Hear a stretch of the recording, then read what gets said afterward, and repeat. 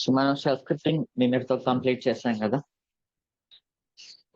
Linux నేర్చుకున్నాం, project గురించి అర్థం చేసుకున్నాం, డొమైన్స్ నేర్చుకున్నాం, ప్రాక్సీస్ అంటే ఏంటో నేర్చుకున్నాం. అండ్ దెన్ షెల్ స్క్రిప్టింగ్ లో అల్గారిథం ని ఎలా థింక్ చేసి variables, conditions, functions, loops, error handling, and then so వీటన్నిటి మధ్యలో ఎలా స్క్రిప్ట్ మనం క్రియేట్ చేయాలి, షెడ్యూల్ చేయాలి, ఈమెయిల్ అలర్ట్స్ ఎలా పంపించాలి అండ్ కొన్ని అసైన్మెంట్స్ కూడా ఇచ్చాం కదా, అవి కూడా ఒకసారి చెక్ చేయండి. ఎందుకంటే గూగుల్ హెల్ప్ ఫస్ట్ అల్గారిథం రాసుకోండి, తర్వాత Google help. Okay, and then so shell scripting complete అయింది. Next we have to discuss about configuration management. Okay, shell scripting లో మీకు ఏమైనా disadvantages కనిపించాయా?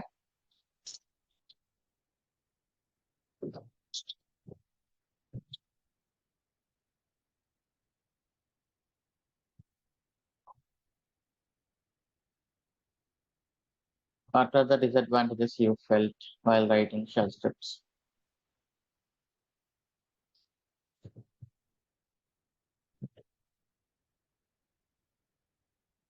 You can type in the chat.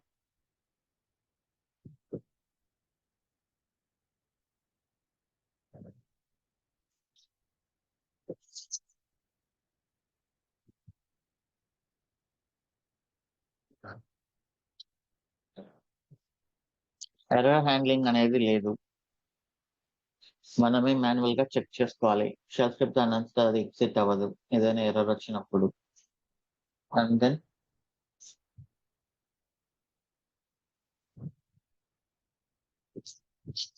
Not idempotent. Shell script idempotent కాదు, మనమే దాన్ని handle చేయాలి. Okay,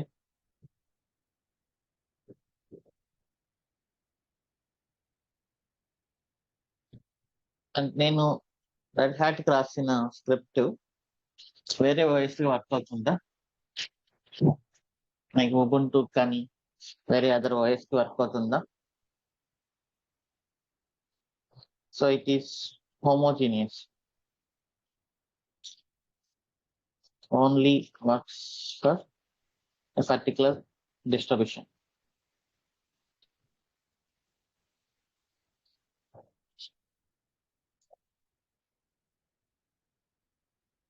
Okay, సో ఇంకా నేను షెల్ స్క్రిప్ట్ ని ఒక 1000 సర్వర్స్ ని ఎట్ ఎ టైం కాన్ఫిగర్ చేయాలి. షెల్ స్క్రిప్టింగ్ తో అంత ఈజీగా అవుతుందా?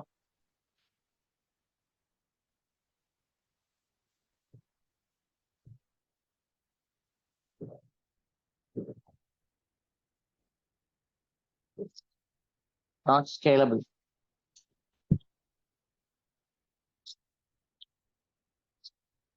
మనం సర్వర్స్ లోకి లాగిన్ అయ్యి ఆ స్క్రిప్ట్ రన్ చేసి సో ఇలా ఎక్కువ సర్వర్స్ ని ఒకేసారి హ్యాండిల్ చేయలేం. ఓకే, సో ఒక 15 years బ్యాక్ అంటే చాలా తక్కువ సర్వర్స్ ఉండేవి, ఇంటర్నెట్ ట్రాఫిక్ చాలా తక్కువ ఉండేది. ఇప్పుడు ఇంటర్నెట్ ట్రాఫిక్ అనేది చాలా ఎక్కువ అయింది కాబట్టి సర్వర్స్ అనేది టూ మచ్ ఉన్నాయి. సో అలాంటి సర్వర్స్ లోకి మనం లాగిన్ అయ్యి స్క్రిప్ట్ రన్ చేయడం అది అంత సింపుల్ గా ఉండదు. Okay, and then password security లేదు. షెల్ స్క్రిప్ట్ లో బై డిఫాల్ట్ పాస్వర్డ్ ని ఎన్క్రిప్ట్ చేయడం అదంతా ఏం లేదు, పాస్వర్డ్ ప్లెయిన్ గా కనిపిస్తుంది. ఇంకా సింటాక్స్ అనేది కొంచెం కాంప్లెక్స్, న్యూ పర్సన్స్ కి అంత ఈజీగా అర్థం కాకపోవచ్చు.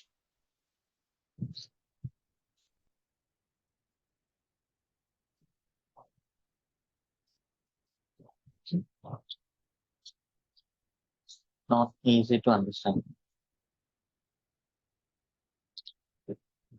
సో ఇవి మామూలుగా షెల్ స్క్రిప్టింగ్ లో మనం ఫీల్ అయిన డిసడ్వాంటేజెస్. ఓకే, సో ఓవరాల్ గా మన షెల్ స్క్రిప్ట్ తో చేస్తున్నది ఏంది? కాన్ఫిగరింగ్ సర్వరే కదా. కాన్ఫిగరింగ్ సర్వర్ అంటే మనం ఆల్రెడీ డిస్కస్ చేసాం. ఒక ప్లెయిన్ సర్వర్ నుంచి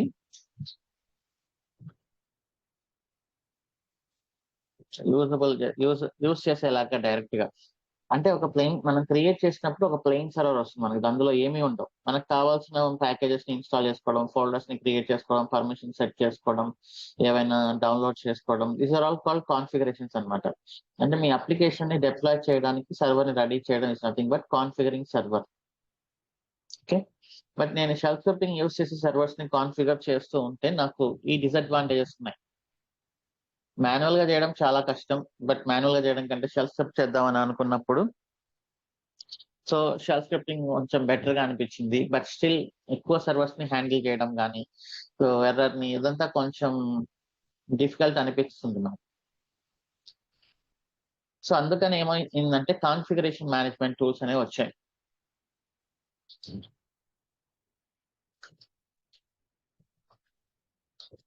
కాన్ఫిగరేషన్ మేనేజ్మెంట్ టూల్స్ చాలా ఉన్నాయి యాక్చువల్లీ. ఇంతకుముందు చెఫ్, పప్పెట్, రన్డెక్, ఇలా ఇంతకుముందు చాలా ఉండేవి. సో అన్నిట్లోకి ఈ మధ్య యాన్సిబుల్ అనేది వచ్చింది. యాన్సిబుల్ అనేది వచ్చిన తర్వాత రిమైనింగ్ అన్ని ఆల్మోస్ట్ ఫేడ్ అవుట్ అయిపోయింది. So that is because of ఒక చిన్న ఆర్కిటెక్చర్ డిఫరెన్స్ అన్నమాట. సో అది చూద్దాం ఇప్పుడు ఏంటో.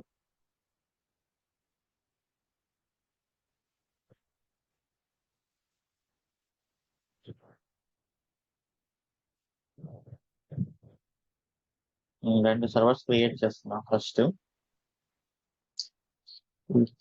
Dot micro.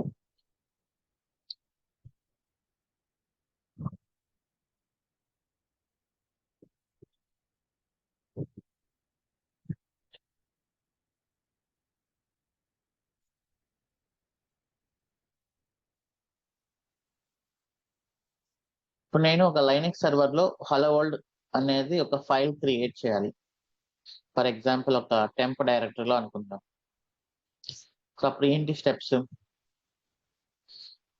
నేను సర్వర్ లోకి లాగిన్ అవ్వాలి. లాగిన్ అయ్యి టెంప్ డైరెక్టరీలోకి వెళ్ళాలి. ఇక్కడ హలో వరల్డ్ అనే ఒక ఫైల్ క్రియేట్ చేయాలి, right?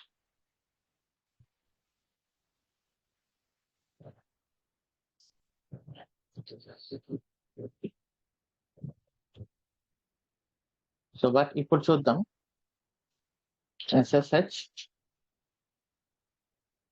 EC2 user @IP address. Okay. ఇప్పుడు నేను ఏమి ఇస్తున్నాను చూడండి. సింగిల్ కోట్స్ లో ఎకో హలో వరల్డ్.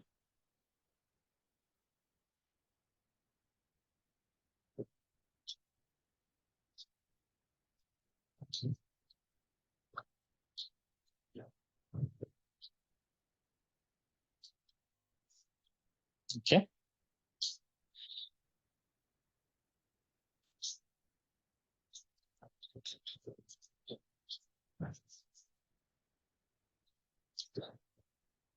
సో ఇప్పుడు ఈ సర్వర్ లో ఒకసారి లాగిన్ అయి చూద్దాం.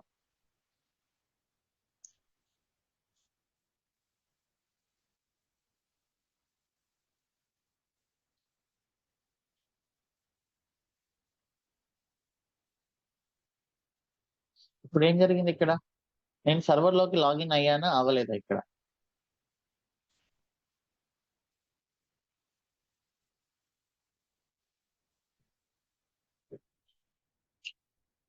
ఫైల్ క్రియేట్ అయి ఉంటుందా అయి ఉండదా?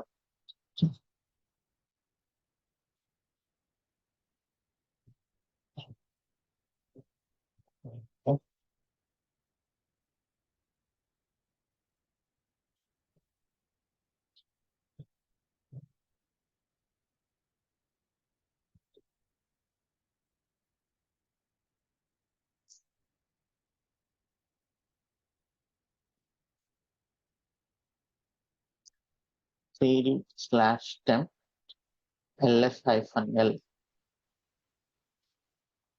ఫైల్ క్రియేట్ అయింది కదా. So this is called remote login. ఇక్కడ నేను ఇచ్చిన టాస్క్ ఏంటి అంటే సర్వర్ లోపలికి లాగిన్ అయ్యి ఈ కమాండ్ నేను ఏదైతే ఇచ్చానో అది రన్ చేసేసి ఎగ్జిట్ అయిపోయింది. సో ఇది రిమోట్ లాగిన్ అన్నమాట. మనకు లాగిన్ అవ్వనట్లు అనిపిస్తుంది, కానీ బ్యాక్గ్రౌండ్ లో లాగిన్ అయిపోయి దీనికి ఇచ్చిన టాస్క్ కంప్లీట్ చేసుకొని ఎగ్జిట్ అయిపోతుంది. సో ఇక్కడ మనకు ఎంత వర్క్ తగ్గిపోయింది. నేను మాన్యువల్ గా లాగిన్ అవ్వడము, దాంట్లో ఈ పర్టికులర్ డైరెక్టరీలోకి వెళ్ళడం, ఆ కమాండ్ అక్కడ రన్ చేయడం, మళ్ళీ ఎగ్జిట్ అవ్వడం కంటే ఇలా రన్ చేసినప్పుడు నేను షెల్ స్క్రిప్ట్ ద్వారా ఈ ఐపీ అడ్రస్ అన్నిటిని ఒక ఫైల్లో పెట్టేసి ఒక లూప్ లో రన్ చేసి ఈ సర్వర్ లో ఈ టాస్క్ అన్ని రన్ చేయగలను కదా. ఫర్ ఎగ్జాంపుల్ hello.txt ని ఒక 1000 సర్వర్స్ లో రిమోట్ లాగిన్ ద్వారా కొంచెం ఫాస్ట్ గానే క్రియేట్ చేయొచ్చు కదా, compare to normal login.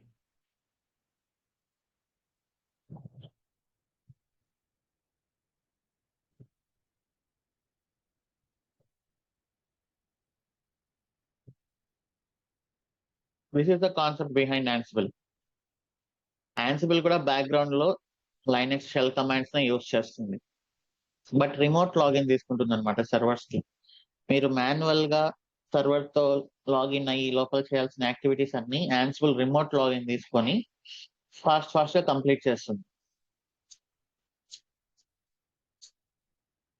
Okay, but Ansible కానీ వేరే కాన్ఫిగరేషన్ కూడా అదే ప్రాసెస్. కాన్ఫిగరేషన్ మేనేజ్మెంట్ టూల్స్ అంటే it's nothing but configuration, server ని కాన్ఫిగర్ చేయడం చాలా ఫాస్ట్ గా, ఆటోమేటెడ్ గా, స్కేలబుల్ గా, సెక్యూర్ గా, ఓకే, అలా ఆటోమేట్ చేయడం, that is configuration management.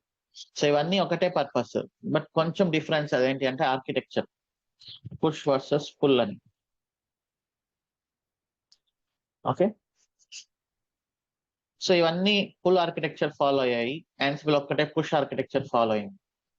So ఏంటి ఆ డిఫరెన్స్ అంటే ఇది it's not only difference between Chef and Ansible. Okay, push versus pull అనేది చాలా టెక్నాలజీస్ లో ఉంటుంది, అండ్ వాట్సాప్ లో కూడా. ఓకే, సో పుల్ అంటే ఏంటి ఫస్ట్.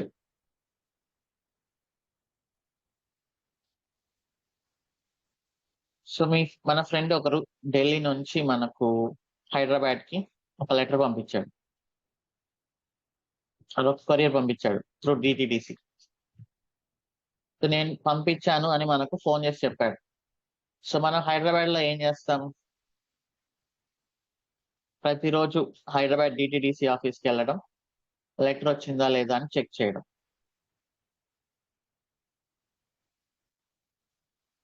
ఓకే, అది పుల్. పుష్ అంటే same Delhi to Hyderabad letter వచ్చింది,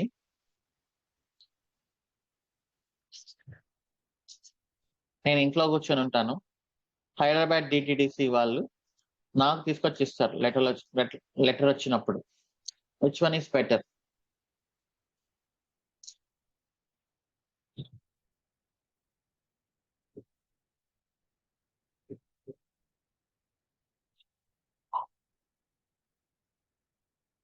సో దీంట్లో ఇష్యూస్ ఏంటి, నేను ప్రతిరోజు వెళ్ళి చెక్ చేసుకుంటూ ఉండాలి, వచ్చిందా లేదా, వచ్చిందా లేదా. దీనివల్ల ఏంటి ప్రాబ్లం?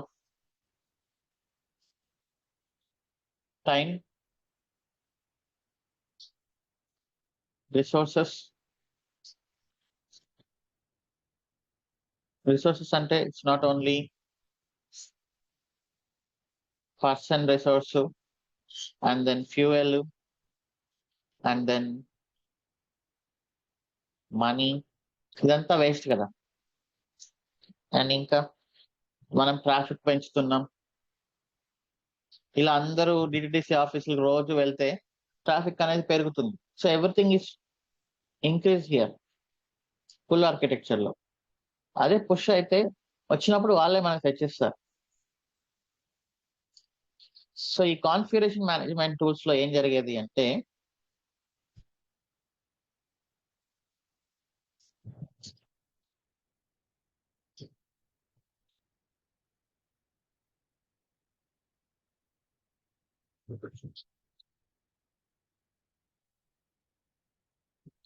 లైక్ ఒక సర్వర్ ఉంటుంది అనమాట,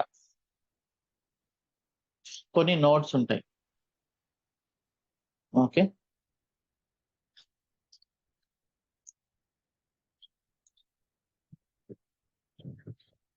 సో ఇది కాన్ఫిగరేషన్ మేనేజ్మెంట్ సర్వర్. ఇది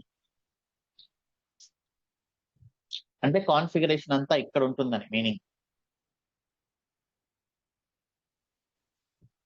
so these are all nodes. Node అన్నా, సర్వర్ అన్నా, బాక్స్ అన్నా, ఎవ్రీథింగ్ సేమ్.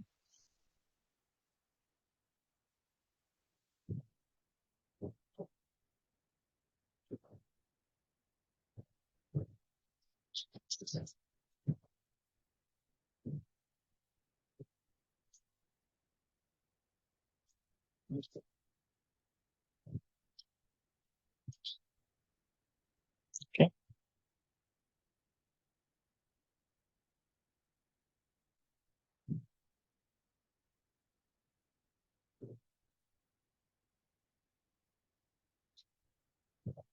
సర్వర్ అంటే ఏంటి అంటే మీ కాన్ఫిగరేషన్ మేనేజ్మెంట్ ఎక్కడైతే ఇన్స్టాల్ అయిందో, లైక్ చెస్ కానీ యాన్సిబుల్ కానీ ఎక్కడైతే ఇన్స్టాల్ అయిందో దాన్ని కాన్ఫిగరేషన్ మేనేజ్మెంట్ సర్వర్ అంటారు. మిగతావన్నీ నోడ్స్ అవుతాయి అన్నమాట. ఓకే.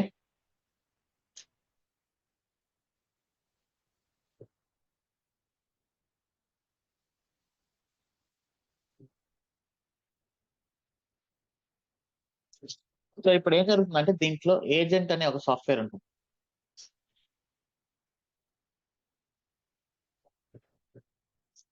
సో ఇది చాలా కామన్ ఆర్కిటెక్చర్. ఇది ఓన్లీ కాన్ఫిగరేషన్ మేనేజ్మెంట్ కాదు.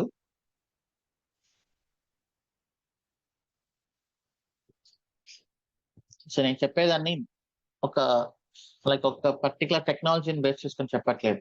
So these are all general thinking నేను చెప్పాను కదా, ఇది మిగతా టెక్నాలజీస్ లో కానీ మిగతా వీటిలో కూడా యూజ్ అవుతుంది. ఒక ఆర్కిటెక్చర్ స్టైల్స్ లాగా ఇది. సో ఈ ఏజెంట్ ఏం చేస్తుందంటే మనం కాన్ఫిగరేషన్స్ అనేవి చేంజ్ అవుతూ ఉంటాయి కదా. ఫర్ ఎగ్జాంపుల్ కొత్త వర్షన్స్ వచ్చినప్పుడు కానీ ఇంకేదైనా మనం సర్వర్స్ లోపల ఏదైనా చేంజెస్ చేయాలి అనుకున్నప్పుడు that is all comes under configuration management. అంటే సర్వర్ లోపల మీరు ఏ చిన్న చేంజ్ చేయాలన్నా కూడా దట్ ఈస్ కాన్ఫిగరేషన్ మేనేజ్మెంట్. ఇప్పుడు నేను సర్వర్స్ లో ఏదైనా ఒకటి వర్షన్ అప్గ్రేడ్ చేయాలి. For example note JS version ని అప్గ్రేడ్ చేయాలి. సో అప్పుడు మనం ఏం చేస్తామంటే ఇక్కడ స్క్రిప్ట్ లో చేంజెస్ చేస్తాం. అప్పుడు ఏం జరుగుతుందంటే చేంజెస్ చేసినా చేయకపోయినా ఈ ఏజెంట్స్ ని మనం షెడ్యూల్ చేస్తాం అనమాట. Schedule agents once in 30 minutes they should connect to server and check for new configuration. So ఈ ఏజెంట్స్ ఏం చేస్తాయి, ప్రతి హాఫ్ అన్ అవర్ ఒకసారి సర్వర్ తో చెక్ అయ్యి సర్వర్ తో కనెక్ట్ అయ్యి ఏమైనా చేంజెస్ వచ్చాయా, కొత్త కాన్ఫిగరేషన్స్ ఏమైనా వచ్చాయా అనేది చెక్ చేసుకుంటూ ఉంటుంది అనమాట. సో మన ప్రతి హాఫ్ అన్ అవర్ కి ఏమైనా కాన్ఫిగరేషన్ చేంజెస్ అవుతాయా?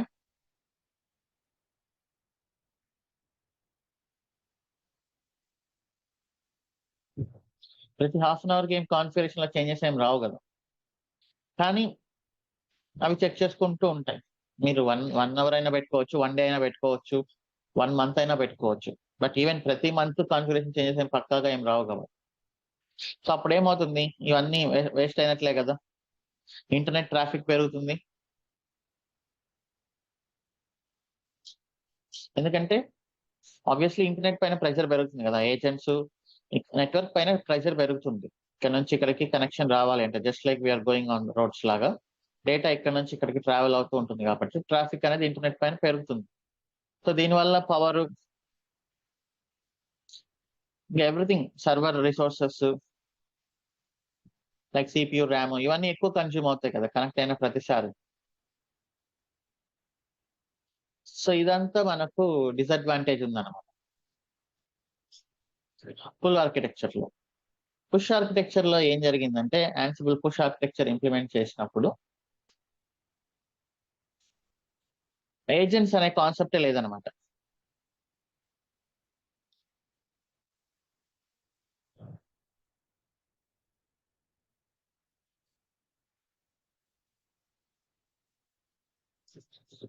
యాన్సిబుల్ సర్వర్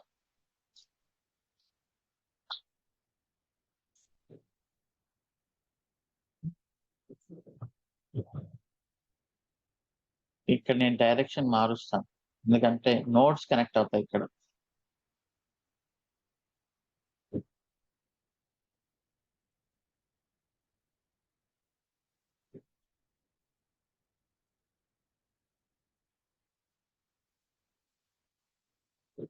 ఇక్కడ నోట్స్ సర్వర్స్ కి కనెక్ట్ అవుతాయి. ఓకే,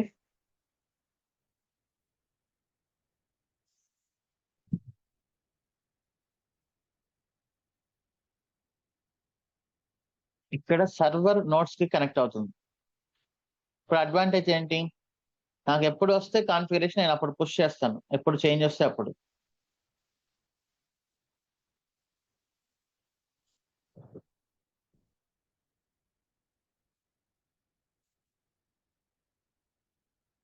అనమాట. అండ్ ఏజెంట్ అనే ఎక్స్ట్రా సాఫ్ట్వేర్ లేదు కదా ఇక్కడ.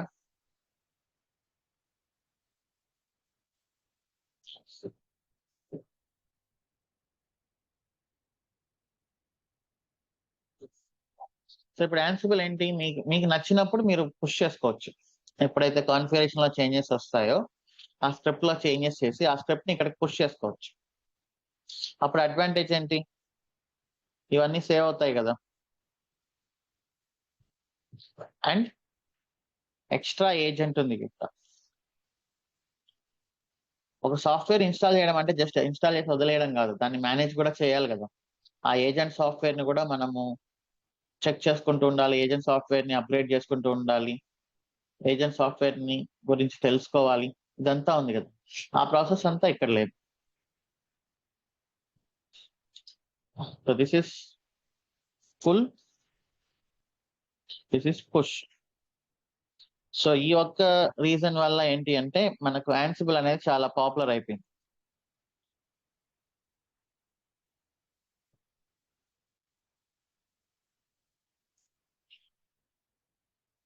ఓకే, సో ఇక మిగతా టూల్స్ అన్ని కాన్సెప్ట్ అయితే సేమ్, జస్ట్ ఆర్కిటెక్చర్ డిఫరెన్స్ అనమాట. కాన్సెప్ట్ వచ్చేసి ఏంటి, మనం కాన్ఫిగరేషన్ మేనేజ్మెంట్ ని ఆటోమేట్ చేయాలి. బట్ పీపుల్ ఏంటంటే యాన్సిబుల్ ఈజీ అని ఫీల్ అయ్యారు. వీటన్నిటి వల్ల మనకు నష్టం ఉంది కాబట్టి. Okay, and Ansible uses SSH protocol. ఇందాక నేను చూపించాను కదా, ఎస్ఎస్హెచ్ అది బ్యాక్గ్రౌండ్ లో అలానే యూజ్ చేస్తుంది. SSH protocol, no need of agent, agentless.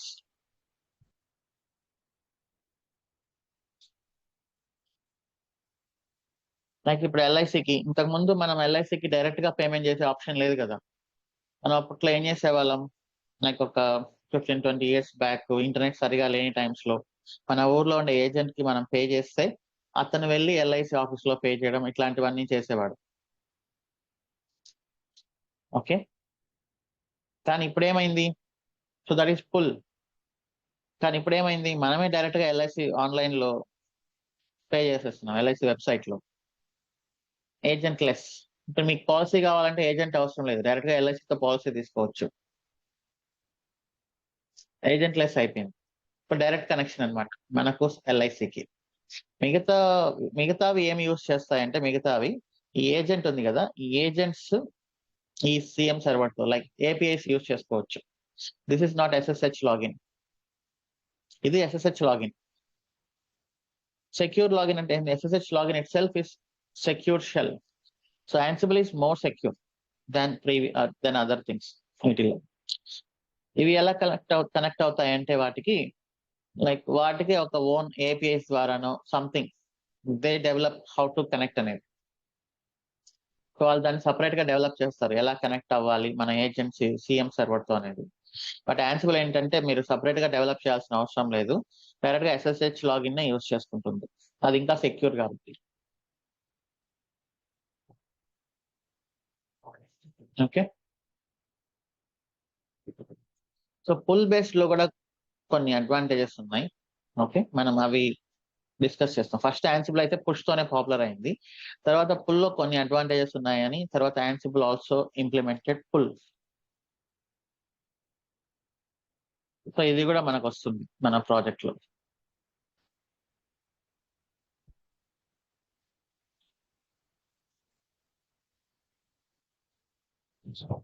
Okay, but major గా పుష్ తోనే పాపులర్ అయింది. సో ఫైనల్ గా ఏంటంటే యాన్సిబుల్ ని దేంట్లో అయితే ఇన్స్టాల్ చేస్తామో then we will call it as Ansible server. Ansible ఏదైతే సర్వర్స్ ని మేనేజ్ చేస్తుందో ఆ నోడ్స్ ని మేనేజ్ చేస్తుందో those are like nodes. Ansible uses SSH protocol to connect to nodes. That's all. So ఇప్పుడు నేను దీనిని యాన్సిబుల్ సర్వర్ అని పెడతాను, ఇంకొక దాన్ని యాన్సిబుల్ నోడ్ అని పెడతాను. సో మన గోల్ ఏంటి అంటే ఈ యాన్సిబుల్ నోడ్ ఆ నోడ్ లో కాన్ఫిగరేషన్ ని మనం కంప్లీట్ గా త్రూ యాన్సిబుల్ రన్ చేయాలి, దీంట్లోకి లాగిన్ అవ్వకుండా.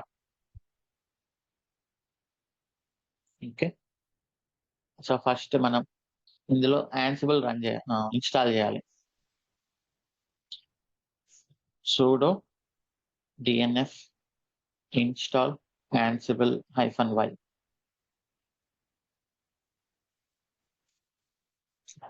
సింపుల్, యాన్సిబుల్ అనేది జస్ట్ ఒక కమాండ్ లైన్ అంతే.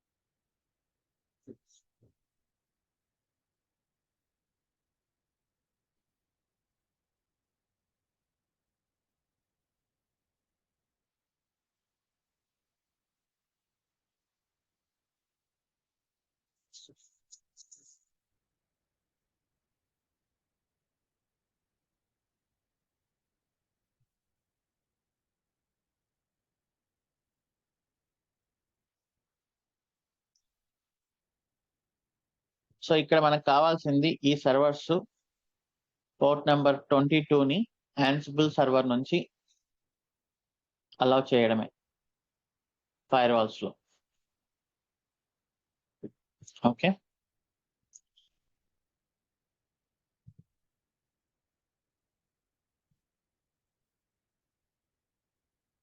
యాన్సిబుల్ ని పైథాన్ యూజ్ చేసి డెవలప్ చేశారు.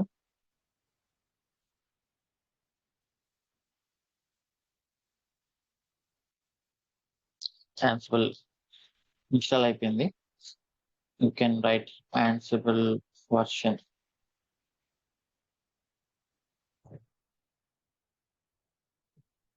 ఓకే,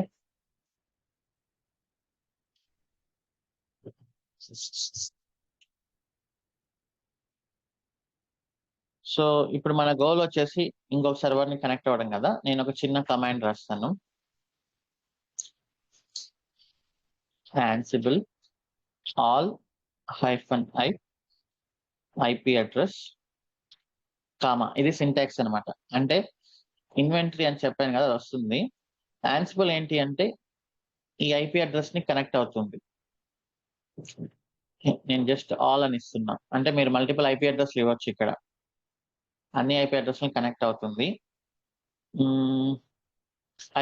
-e ansible_user మనం చెప్పాం కదా SSH యూస్ చేసుకొని కనెక్ట్ అవుతుందని.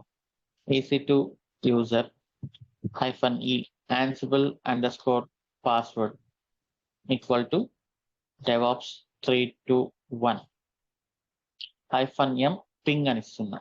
Let us just see this first. ఇది చూద్దాం, చూసాక మనం అర్థం చేసుకుందాం కమాండ్ ఏంటి అని.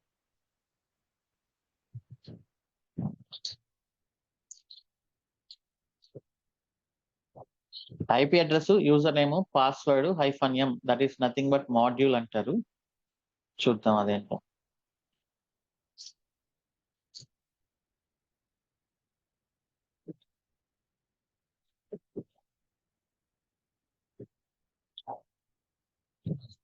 కనెక్ట్ అయిందా లేదా?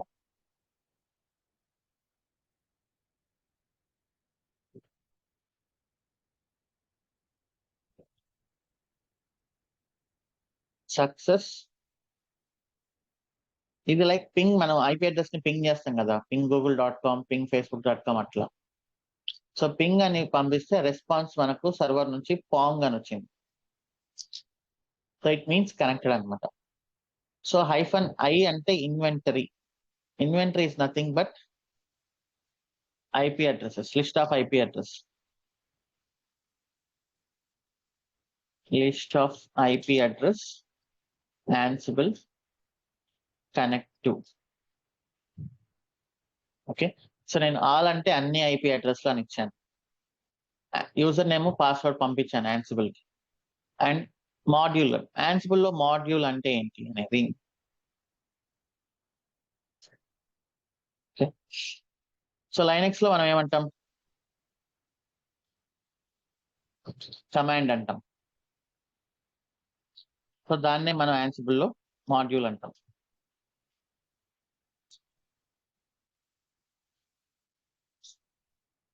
Okay, so Linux command syntax ఏంటి, command name, options and inputs కదా. సో దీన్నే మనం Ansible లో మాడ్యూల్,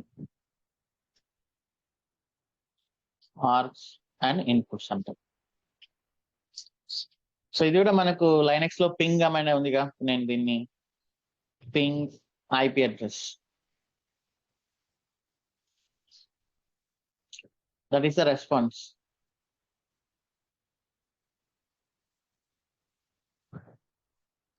ఓకే, సో ఇప్పుడు నేను పైన ఉండే సర్వర్ లో Nginx ఇన్స్టాల్ చేయాలి. మాడ్యూల్ వచ్చేసి -m DNF arguments -a name equal to Nginx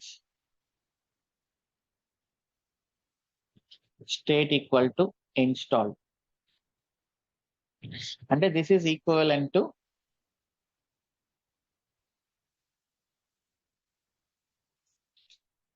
DNF install Nginx -y.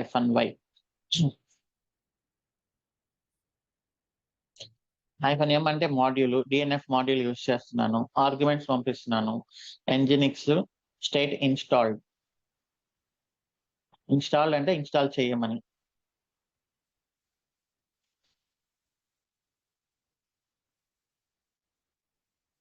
Error ఏంటి,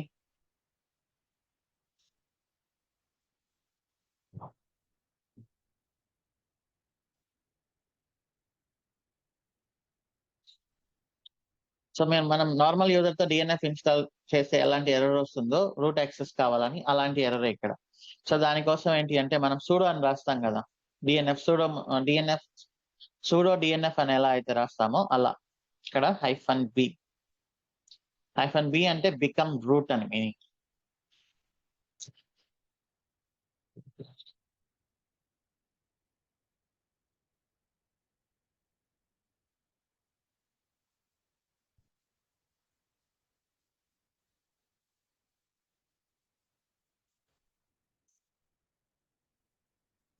so -b means become root.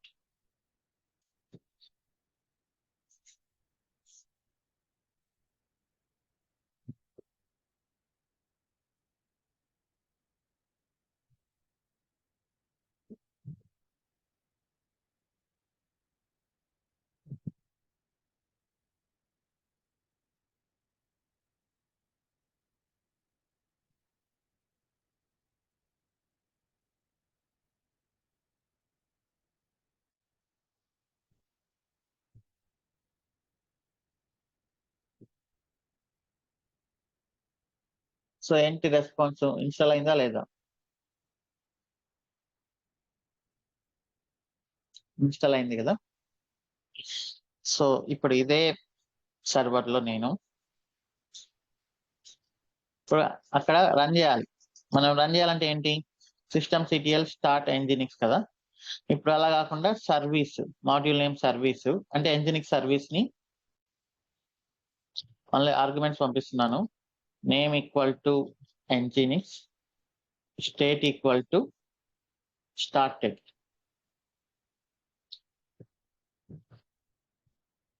So this is equivalent to systemctl start Nginx is equivalent to service name equal to nginx state equal to started. So ఏమైంది response ఎల్లోలో వచ్చింది అంటే meaning ఏంటంటే something is change.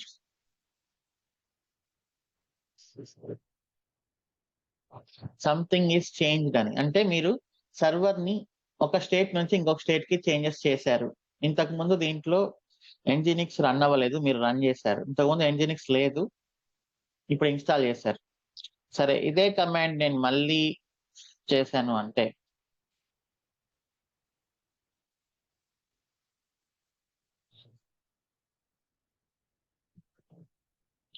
So ఇప్పుడు ఏంటిది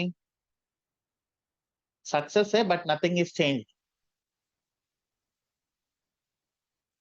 yellow అనొస్తే change అయినట్టు, green అనొస్తే there is no error but nothing is change. నేను మళ్ళీ ఎన్జినిక్స్ ని ఇన్స్టాల్ చేయాలని చూసినా అంతే.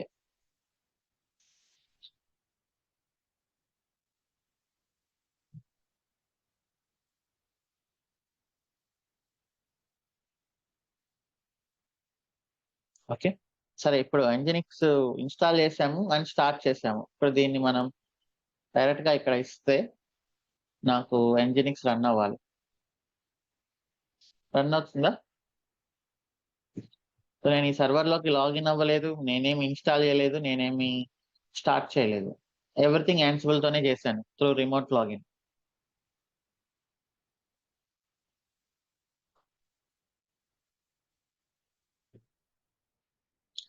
ఓకే,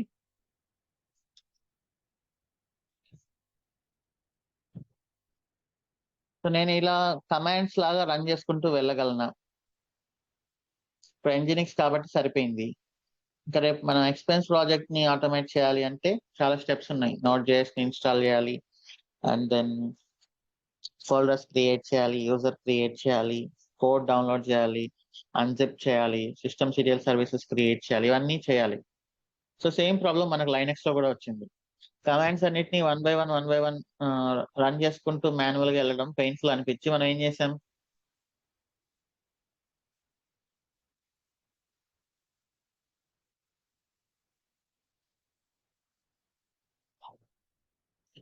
అవే కమాండ్స్ ని మనం ఏం చేసాం,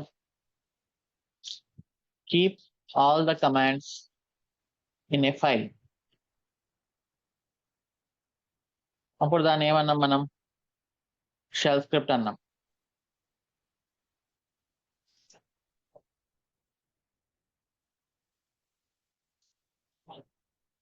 సో ఇప్పుడు ఏంటి, ఇక్కడ కమాండ్స్ మనం ఏమంటున్నాం, మాడ్యూల్స్ అంటున్నాం.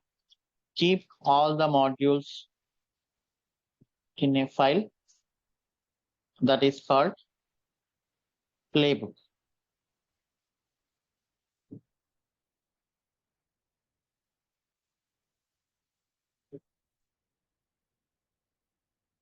ఓకే, సో ఇక్కడ కొన్నిట్లో డిఫరెన్స్ ఉంటుంది. ఇక్కడ మన సిస్టమ్ సిటిఎల్ అన్నాం, ఇక్కడ సర్వీస్ అన్నాం.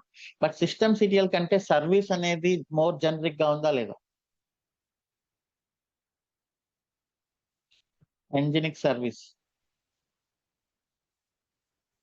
సో యాన్సిబుల్ ఏంటి అంటే ఈ కమాండ్ నేమ్స్ ని ఇంకొంచెం సింప్లిఫై చేసింది అనమాట. ఓకే,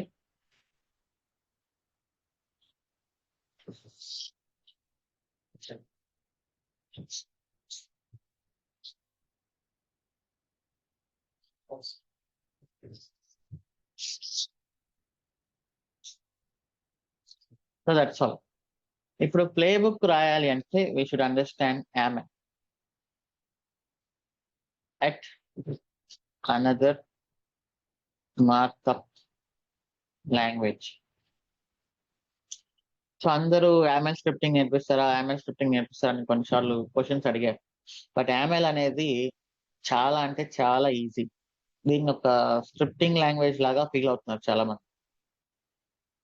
బట్ నేను యూట్యూబ్ వీడియో కూడా ఆల్రెడీ చేశాను, ఒక 20 minutes లో XML యామెల్ చేశాను. కొంతమంది చూసి నిండొచ్చు.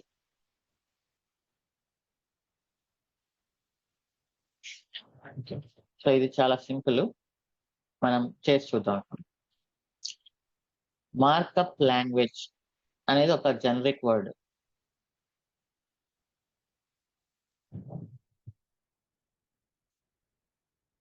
HTML అంటే ఏంటి?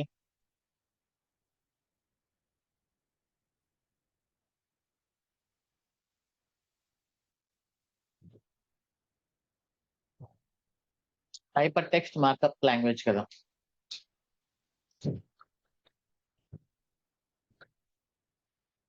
మీరు మార్కప్స్ లో ఏదైనా పెడితే అది ప్రింట్ అవుతుంది. ఓకే, సో ఇప్పుడు నేను H1 అని ఇచ్చి హలో వరల్డ్ అని ఇస్తే ఒక బోల్డ్ టెక్స్ట్ తో హెడ్డింగ్ లాగా ప్రింట్ అవుతుంది.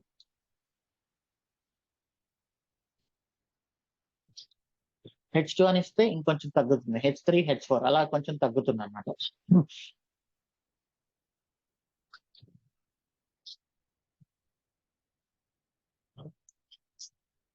సో ఇలా P అని ఇస్తే పారాగ్రాఫ్ లాగా. సో నెక్స్ట్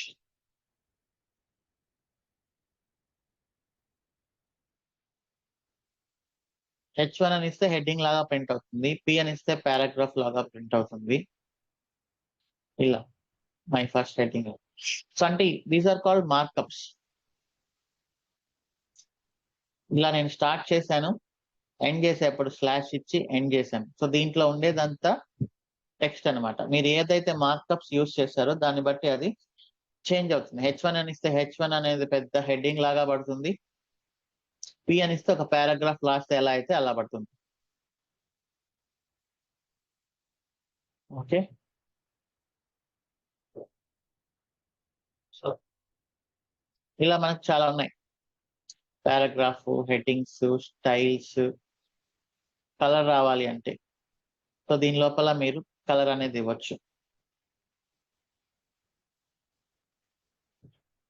ఓకే, సో అప్పుడు ఇలా వస్తుంది.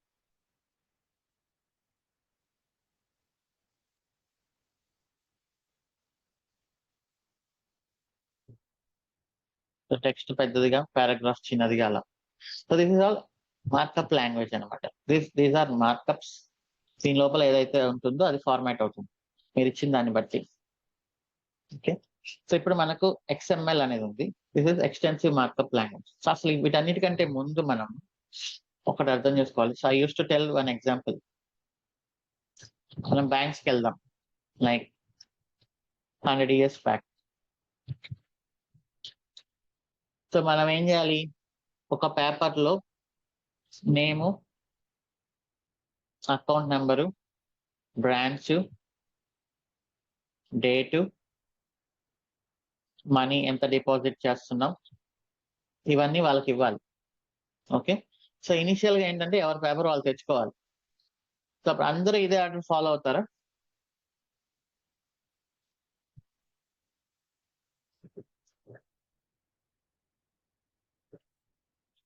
సో ఒకరు ఫస్ట్ అకౌంట్ నెంబర్ ముందు రాయొచ్చు, ఒకరు ఫస్ట్ బ్రాంచ్ రాయొచ్చు, ఒకరు డేట్ రాయొచ్చు, ఒకరు మనీ రాయొచ్చు, ఒకరు నేమ్ రాయొచ్చు. సో జస్ట్ ఇమాజిన్ ఇది. ఓకే, సో బ్యాంక్ లో ఎవరి పేపర్ వాళ్ళు, ఫామ్ అనేది ఎవరి ఫామ్ వాళ్ళే తెచ్చుకోవాలి అన్నప్పుడు ఒక్కొక్కరు ఒక్కొక్క ఫీల్డ్ ముందు రాస్తారు. సో దానివల్ల క్యాషియర్ కి ఏమవుతుంది, అతను ఎంత పెద్ద టైపిస్ట్ అయినా ఇబ్బంది అవుతుందా లేదా? అతను ఒక ఫార్మాట్ లో వెతుక్కుంటూ ఉంటాడు, మీరు ఒక ఫార్మాట్ లో రాసిస్తారు. అప్పుడు ఏమవుతుంది, డిలే అవుతుందిగా. ఎంటర్ చేయడం కానీ మిస్టేక్స్ అనేది పెరుగుతాయా లేదా?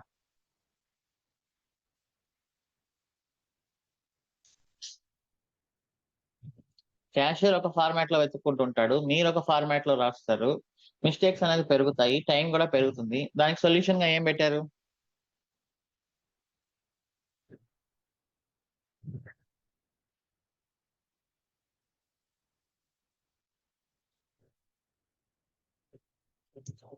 సొల్యూషన్ గా ఏం పెట్టారు? ఫార్మ్స్ పెట్టారు. సో ఈ ఫార్మ్స్ లో deposit form, withdrawal form, DD form, అట్లా ఆర్టీజీఎస్ ఫాము. సో ఇలా ఫార్మ్స్ పెట్టినప్పుడు ఏంటి, so that is like a template కదా. ప్రతి ఒక్కరు ఆ టెంప్లెట్ ఫాలో అవ్వాలి. సో ఆ టెంప్లెట్ లో ఫస్ట్ నేమ్ ఉంటుంది, తర్వాత అకౌంట్ నెంబర్ ఉంటుంది, దాని తర్వాత బ్రాంచ్ ఉంటుంది, దాని తర్వాత డేట్ ఉంటుంది, దాని తర్వాత మనీ ఉంటుంది, సమ్ టెంప్లెట్. సో ఇప్పుడు ఏంటి, మీరు ఇదే టెంప్లెట్ లో రాసుకొని క్యాషియర్కి ఇచ్చినప్పుడు అతను అసలు లెఫ్ట్ సైడ్ ఉండే వాల్యూస్ చూడని కూడా చూడడు. ఈ రైట్ సైడ్ ఏదైతే ఉందో సో దానికి టక్కటక్క ఎంటర్ చేస్తాడు, ఎందుకంటే అతనికి ఫార్మాట్ బాగా తెలుసు కాబట్టి. Okay, so this is called template.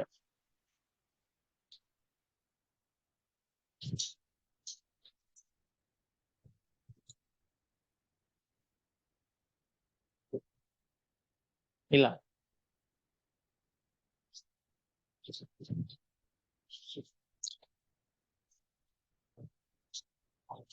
So ఇప్పుడు ఇదే ఏంటంటే డేటాని ఒకరి దగ్గర నుంచి ఒకరికి పంపిస్తున్నాం మనం మీ డేటాని వేరే వాళ్ళకి బ్యాంక్ లో ఉండే వాళ్ళకి పంపిస్తున్నారు. అలానే సిస్టమ్స్ కూడా డేటాని ఎక్స్చేంజ్ చేసుకుంటాయి. ఓకే, ఫర్ ఎగ్జాంపుల్ నేను ఇక్కడ facebook.com అని ఇస్తున్నాను. నేను ఇక్కడ యూజర్ నేమ్ పాస్వర్డ్ ఎంటర్ చేస్తాను, లాగిన్ కొడతాను. ఇది నా బ్రౌజర్ కదా, ఇక్కడ నుంచి డేటా అనేది ఫేస్బుక్ సర్వర్కి రీచ్ అవ్వాలి.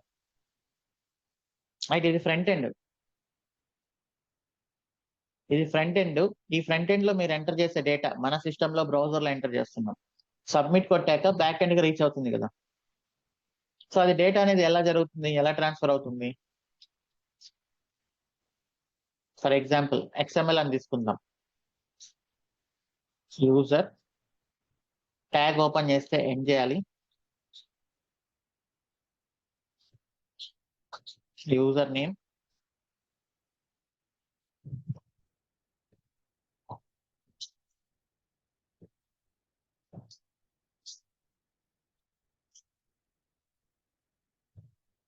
పాస్వర్డ్.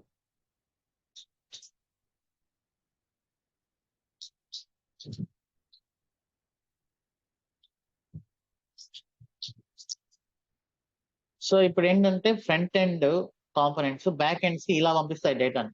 అప్పుడు బ్యాక్ ఎండ్ ఏం చేస్తుంది, దీంట్లోంచి డేటాని తీసుకోగలుగుతుందా లేదా? సో అదేం చేస్తుంది బ్యాక్ ఎండ్, దీంట్లో ఉండే ఈ ట్యాగ్స్ లో ఉండేదంతా యూజర్ ఇన్ఫర్మేషన్. నేను యూజర్ నేమ్ అనే దాన్ని క్వైరీ చేయాలి, పాస్వర్డ్ అనే దాన్ని క్వైరీ చేయాలి. Okay, I got user name and password from the front end. దీన్ని నేను డేటాబేస్ తో చెక్ చేసుకోవాలి. చెక్ చేసుకున్నప్పుడు రికార్డ్ కానీ ఫైండ్ అవుట్ అయింది అనుకోండి, డేటాబేస్ లో సక్సెస్ హోమ్ పేజ్ పంపిస్తారు. ఫైండ్ అవుట్ అవ్వలేదు అనుకో, ఇన్వాలిడ్ యూజర్ నేమ్ పాస్వర్డ్ అని పంపిస్తారు. రైట్, సో ఇదంతా ఏంటి, డేటా ట్రాన్స్ఫర్. ఒక సిస్టమ్ నుంచి ఇంకో సిస్టమ్ కి మనం డేటాని పంపించాలి కదా. ఇప్పుడు మీరు మనబడి.com లో మీ హాల్ టికెట్ నెంబర్ ఎంటర్ చేస్తారు, సబ్మిట్ కొడతారు. సో ఆ మనబడి అనేది ఏంటి, గవర్నమెంట్ సైట్ కి పంపిస్తుంది hall ticket number. Government site respond అవుతుంది, అది అక్కడ చూపిస్తుంది. సో ఈ డేటా అనేది సిస్టమ్స్ మధ్యలో ఎలా ట్రాన్స్ఫర్ అవుతుంది అంటే డేటా ట్రాన్స్ఫర్ ఆబ్జెక్ట్స్ ప్రోగ్రామింగ్ లో.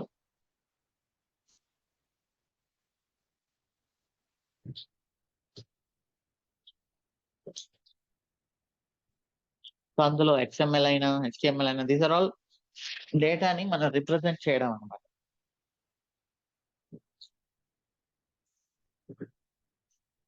Okay, so XML, this is XML, extensive markup language.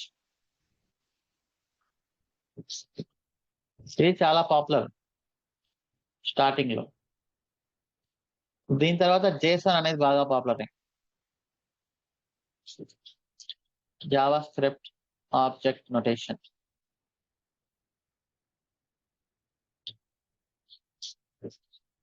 Okay, మీరు ఏదైనా యూస్ చేయొచ్చు, XML అయినా యూస్ చేయొచ్చు. అదేమి పాపులర్ గా అన్పాపులర్ అయింది కదా అని చెప్పి దాన్ని యూస్ చేయకూడదు అని ఏం లేదు. అదైనా యూస్ చేయొచ్చు, ఇదైనా యూస్ చేయొచ్చు. సో దీంట్లో ఎలా వెళ్తుందంటే ఈ ఫ్లవర్ బ్రేసెస్, దీని లోపల యూజర్ నేమ్,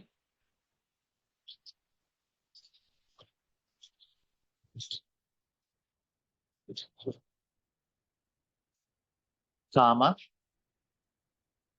పాస్వర్డ్, admin 123. ఇలా వెళ్తుంది ఒక సిస్టమ్ నుంచి ఇంకొక సిస్టమ్.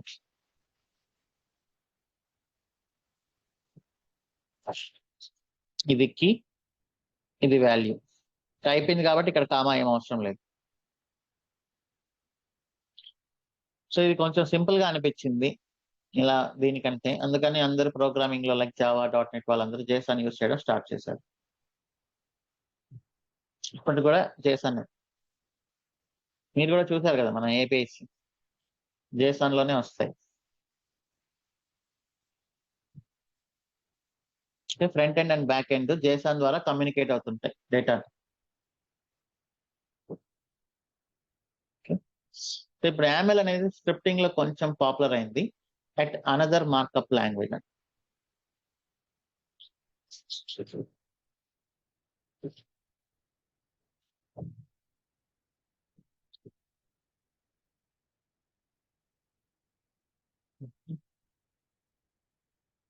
ఈ స్క్రిప్టింగ్ లో మనకేమి front end back end connections లో కాదు ఇది. సరే, మనం సైన్ అప్ ఫామ్ అనేది ఉంటుంది కదా జనరల్ గా, ఒక ఫస్ట్ నేమ్, లాస్ట్ నేమ్, మన అడ్రస్లు, డేట్ ఆఫ్ బర్త్లు ఇవన్నీ ఎంటర్ చేస్తాం కదా. సో దాన్ని ఎలా ఎంటర్ చేయాలి డిఫరెంట్ డిఫరెంట్ ఫార్మాట్స్ లో. ఓకే, సో ఒక యూజర్ అయితే ఎలా ఎంటర్ చేయాలి, ఒక స్టూడెంట్ రిజిస్ట్రేషన్ ఏదైనా ఒకటి. సో ఇప్పుడు నేను ఇలా ఎంటర్ చేస్తాను స్టూడెంట్. ఇదంతా ఒక స్టూడెంట్ ఇన్ఫర్మేషన్ అన్నమాట. అడ్మిషన్ ఫామ్ అనుకుందాం. నేమ్, మీరు ఎలాంటి కేసు అయినా ఫాలో అవ్వచ్చు, నో ప్రాబ్లం.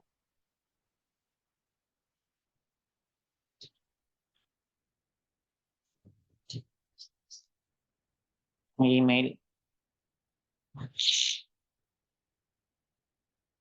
సో ఇలా ఎంటర్ చేస్తాం. ఇది మనకు తెలిసిందే, పైన చూసాం కదా.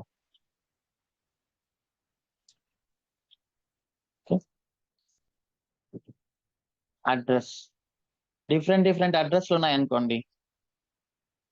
Like permanent address, temporary address, addresses.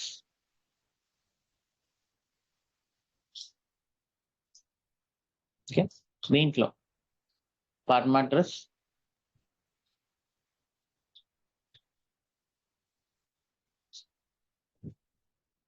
ఇక్కడ డోర్ నంబర్,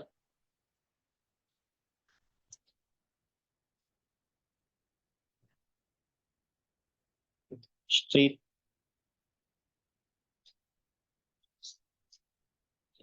గాంధీనగర్. ఇమాజిన్ ఒక వెబ్సైట్ లో మీరు ఎంటర్ చేస్తున్నప్పుడు ఇలా వెళ్తుంది ఇన్ఫర్మేషన్.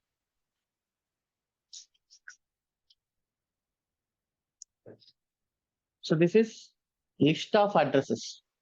దీని లోపల మళ్ళీ temporary address or current address.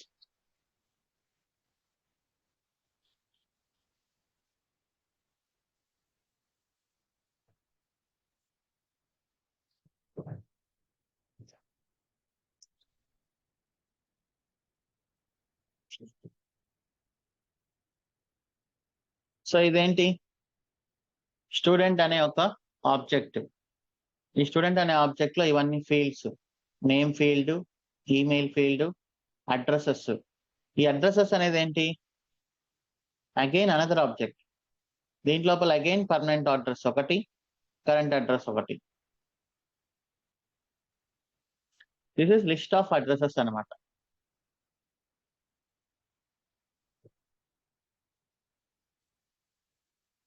Okay, ఇప్పుడు ఇదే దాన్ని నేను లైక్ లిస్ట్ ఆఫ్ స్టూడెంట్స్ లాగా రాయాలి అంటే letters right user dot XML. Okay, so ఇప్పుడు ఇది స్టూడెంట్. ఓకే, నేను లిస్ట్ ఆఫ్ స్టూడెంట్స్ లాగా రాయాలి అంటే సో అప్పుడు ఏం చేయాలి, స్టూడెంట్స్ అని ఇస్తాను.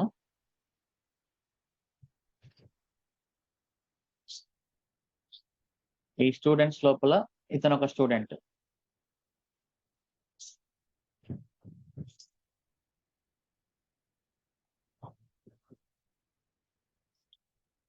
ఓకే, సో ఇంకొక స్టూడెంట్ ని మీరు ఇలా ఇచ్చుకుంటూ వెళ్ళొచ్చు అనమాట.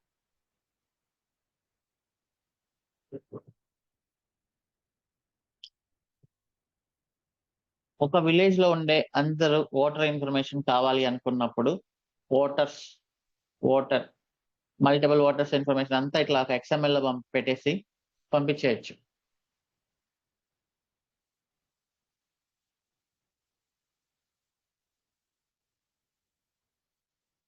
ఓకే, సో ఇప్పుడు ఇదే యూజర్ ఇన్ఫర్మేషన్ ని నేను JSON లో రాయాలి అనుకుంటే,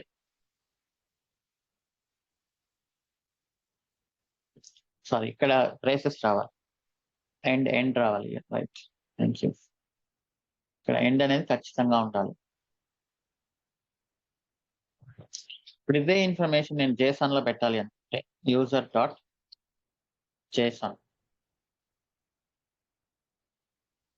student.json ఏదో నేమ్,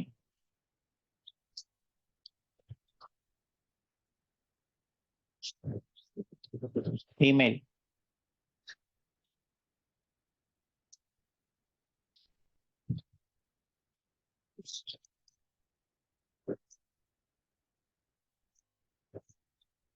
అడ్రస్. ఇక్కడ లిస్ట్ ని ఎలా మనం డినోట్ చేస్తామంటే ఇక్కడ స్క్వేర్ బ్రేసెస్. సో జనరల్ గా మీకు వేరే చోట కూడా యూజ్ అవుతుంది. దిస్ ఇస్ కాల్డ్ లిస్ట్ అనమాట. ఓకే, సో ఇక్కడ మళ్ళీ బ్రేస్, మీరు కావాలంటే టైప్ అనేది ఒకటి ఇచ్చుకోవచ్చు.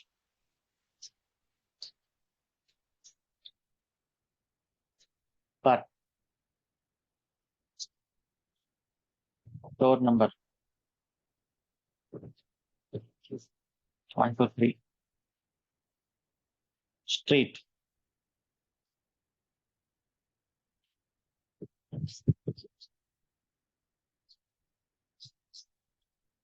City,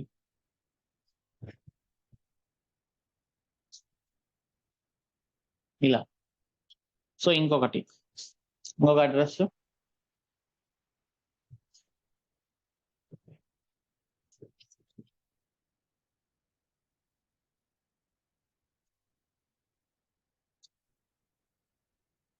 okay.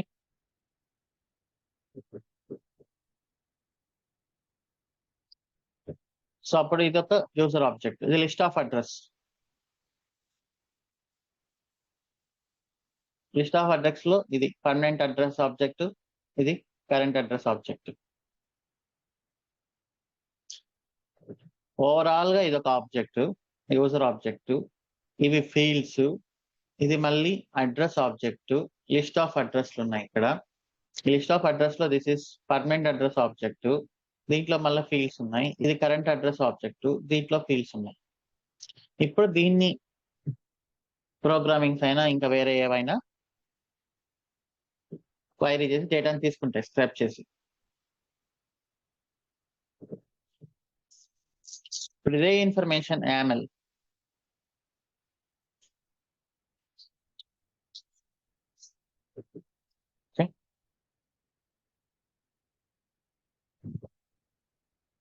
హైఫన్ తో స్టార్ట్ అవుతుంది YAML.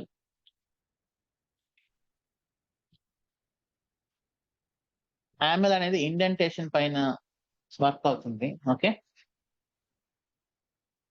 నేమ్, ఇక్కడ చూడండి ఎంటర్, ట్యాబ్ ఇస్తున్నా అంటే ఆ నేమ్ కిందనే రావాలి అది. Email,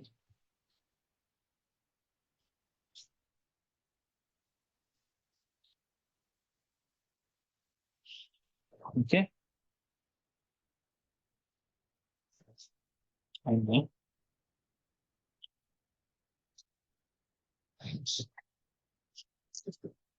email, addresses. ఇక్కడ లిస్ట్ ఏంటి అంటే హైఫన్, టైప్, ఫర్మ్. చూడండి ఇండెంటేషన్ అనేది ఇవన్నీ ఒకే లైన్ లో రావాలి.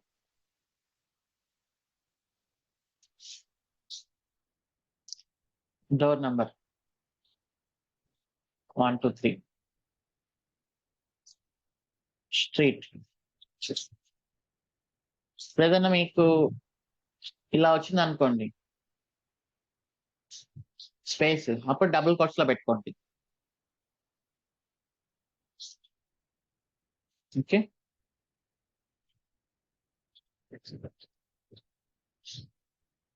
ఇప్పుడు ఇదంతా ఒక ఆబ్జెక్ట్ చూడండి, ఇండెంటేషన్ అనేది.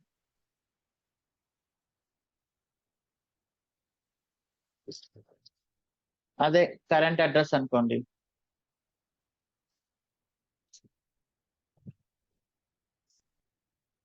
ఇలా ఇదంతా ఒక object.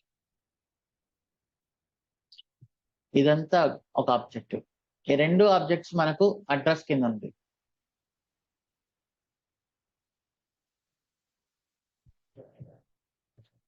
Okay. So this is list of address.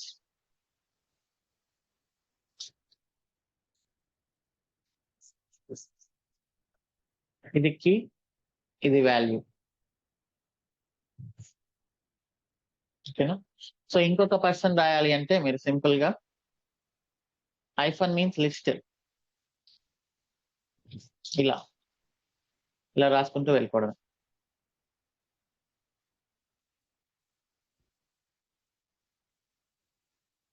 Indentation, ఈ స్పేస్ అనేది ప్రాపర్ గా మనం మేనేజ్ చేయాలన్నమాట.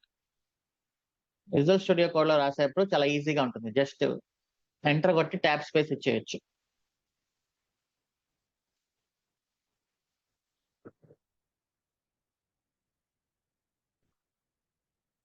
ఓకేనా?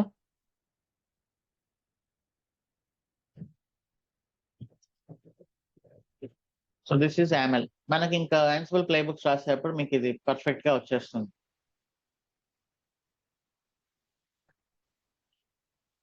సో ఇలా రాయడం మనకు కష్టం కదా. ఇలా యాన్సిబుల్, వీటిని ఏమంటారు అంటే అడాక్ కమాండ్స్ అంటారు.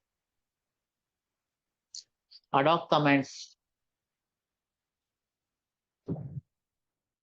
అంటే ఇప్పుడు మీకు ఒక చిన్న ప్రాబ్లం వచ్చింది సర్వర్ లో, దానికి ఒక చిన్న కమాండ్ రన్ చేయాలి. ఓకే, ఒక సింగిల్ కమాండ్ ఫాస్ట్ గా రన్ చేయాలి. మీరు స్క్రిప్ట్ రాసి ఆ కమాండ్ రన్ చేస్తారా, డైరెక్ట్ గా కమాండ్ రన్ చేస్తారా?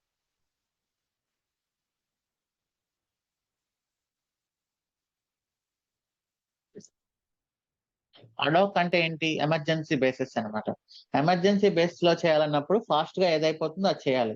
ఒక చిన్న కమాండ్ రన్ చేయడానికి ఒక స్క్రిప్ట్ అనేది డెవలప్ చేసి దాన్ని రన్ చేయాల్సిన అవసరం లేదు.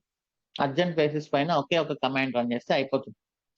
సో యాన్సిబుల్ లో కూడా ఏంటి అంటే మీరు కొన్నిసార్లు అవసరం అవుతుంది ఒక చిన్న అర్జెంట్ గా ఏదైనా రన్ చేయడం. సో దానికోసం మీరు ప్లే బుక్ రాసి అదంతా రన్ చేయాల్సిన అవసరం లేదు. సింపుల్ గా యాన్సిబుల్ అడాక్ కమాండ్ రన్ చేయొచ్చు. So what is Ansible ad hoc command అని అడుగుతుంటారు ఇంటర్వ్యూస్ లో. Okay, Ansible ad hoc command is like running Ansible module on the command line on some urgent basis, in some urgent conditions or urgent basis అన్నట్టు చెప్తాం. అసలు ఇది ఒక క్వశ్చనే కాదు, ఎందుకు అడుగుతారో కూడా తెలియదు. సింపుల్ గా అడుగుతుంటారు ఇంటర్నెట్ లో చూసి కొంతమంది.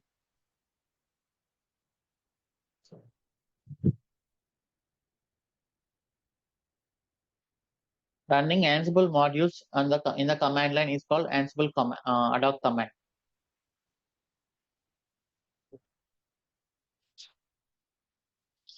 Okay.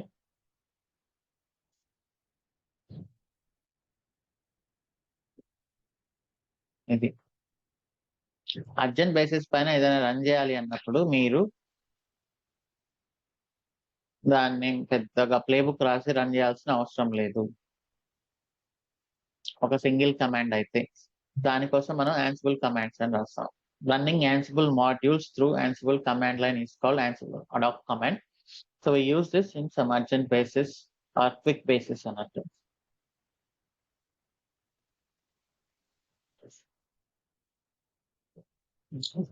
సో ఇప్పుడు ఒక 5 minutes బ్రేక్ తీసుకుందాం, then we will run few playbooks.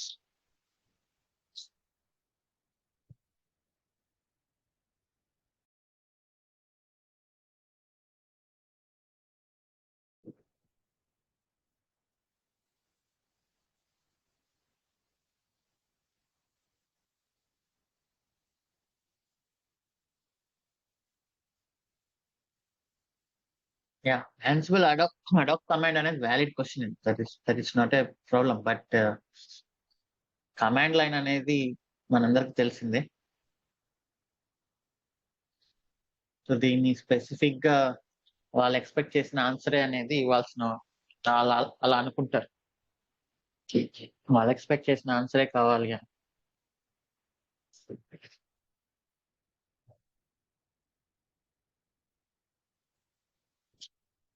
సరే, ఎందుకు ప్లే బుక్ యూజ్ చేస్తున్నాం, అడాక్ కమాండ్స్ ఎందుకు యూజ్ చేయట్లేదు అనేది, that is if you have many things to do, ఒక కమాండ్ అలా రన్ చేయడం కష్టం కాబట్టి just like Linux and shell scripting మనం ఒక స్క్రిప్ట్ ప్లే బుక్ అనేది YAML లో రాసి ఎట్ టైం దాన్ని ఎగ్జిక్యూట్ చేస్తే ఆటోమేటిక్ గా అన్ని సర్వర్స్ కి కనెక్ట్ అయిపోయి జరుగుతుంది అనమాట.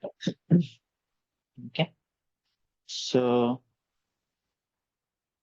నేను Ansible అనే ఒక రెపాజిటరీ క్రియేట్ చేస్తాను.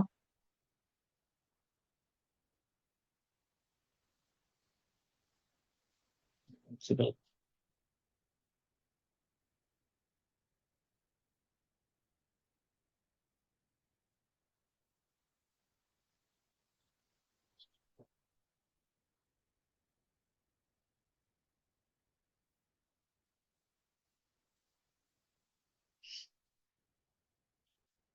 It clones.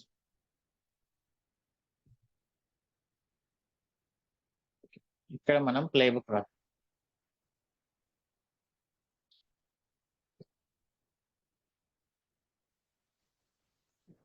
So first hyphen, Ansible లో ప్రతిసారి హైఫన్, YAML అంటేనే హైఫన్ అన్నమాట. ఫస్ట్ నేమ్,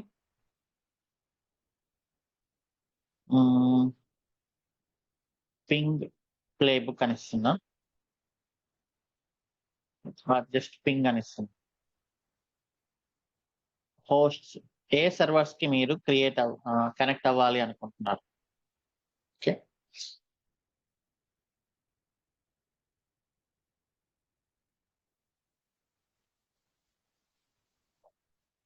ఏ సర్వర్స్ కి మనం కనెక్ట్ అవ్వాలి అనుకుంటున్నాం అనేది మనం చెప్పాలి Ansible కి ఆబ్వియస్లీ.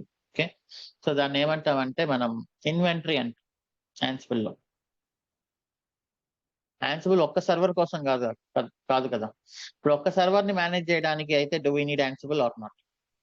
ఇప్పుడు మీ ఎంటైర్ ఆఫీస్ లో ఒక 4-5 సర్వర్లు ఉన్నాయి, వాటిని మేనేజ్ చేయడానికి do you need Ansible or not?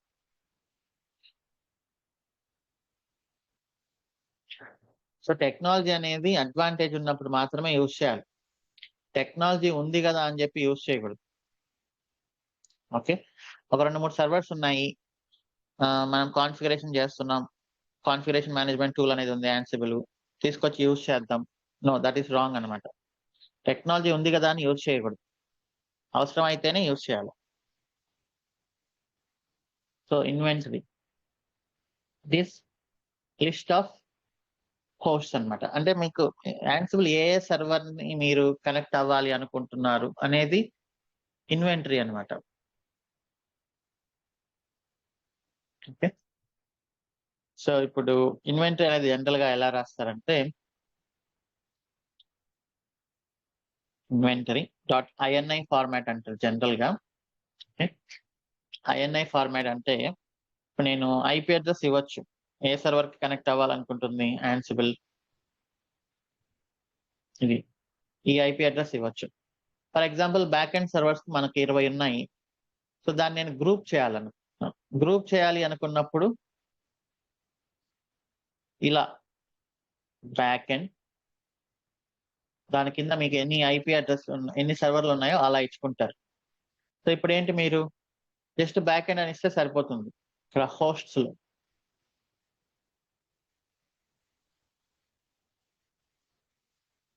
So అప్పుడు Ansible ఏం చేస్తుంది, ఈ బ్యాక్ ఎండ్ లో ఏమేమి ఉన్నాయి ఐపీ అడ్రస్లు వాటి అన్నిటిని తీసుకొని వాటికి కనెక్ట్ అవుతుంది. This is group of servers. మీరు ఇలా ఇవ్వచ్చు, ఇది అన్గ్రూప్ చేసినట్లు. బట్ ఇలా ఇస్తే ఏంటంటే మనకు రిఫర్ చేయడం ఈజీ కదా, జస్ట్ లైక్ యూజర్ అని గ్రూప్ లాగా. Group is nothing but list of users కదా, ఒక గ్రూప్ లో చాలా మంది యూజర్స్ ఉంటారు. అలానే ఇక్కడ దిస్ ఇస్ ఈ బ్యాక్ ఎండ్ అనే గ్రూప్ లో ఈ ఐపీ అడ్రస్లు అన్ని ఉంటాయి. అలా మీకు ఏంటంటే ఫ్రంట్ ఎండ్ మేనేజ్ చేసుకోవడం ఈజీ అనమాట. ఫ్రంట్ ఎండ్ సర్వర్స్ లో మీరు ఏదో కొన్ని చేంజెస్ చేయాలి, ప్లేబుక్ రాస్తారు, ఫ్రంట్ ఎండ్ ని టార్గెట్ చేస్తారు. అలా కాకుండా అన్ని సర్వర్స్ లో ఏదో టార్గెట్ చేయాలి. ఓకే, ఫర్ ఎగ్జాంపుల్ మీరు ఎక్స్పెన్స్ అని ఇచ్చి, చిల్డ్రన్ అని ఇచ్చి, దీని కింద బ్యాక్ ఎండ్, ఫ్రంట్ ఎండ్ ఇలా ఇస్తారు. అప్పుడు ఏమవుతుంది, this is group of groups. Back end, front end అన్నిటికీ కనెక్ట్ అయిపోతుంది.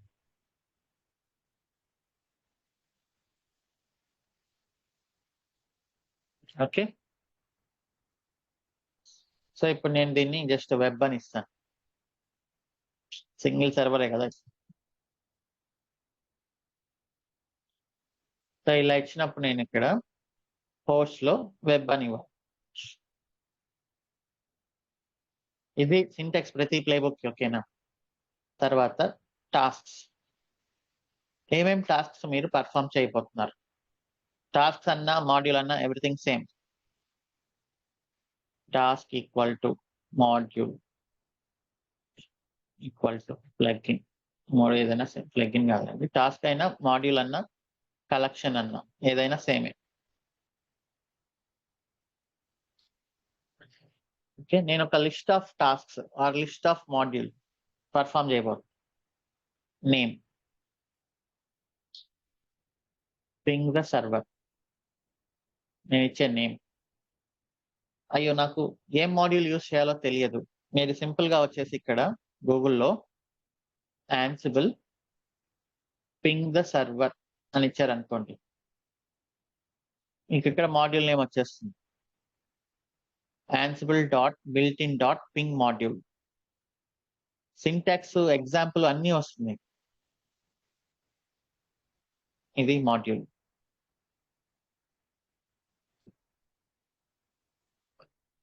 మాడ్యూల్ కి ఆర్గ్యుమెంట్స్ ఉంటాయి కదా, మనం ఇందాక చూసాం కదా. -m పింగ్, బట్ పింగ్ కి ఆర్గ్యుమెంట్స్ ఏం లేవు కదా. పింగ్ ఐపీ అడ్రస్, ఇక్కడ పింగ్ మాడ్యూల్ అండ్ దెన్ దీంట్లో ఉండే IP address, that's all.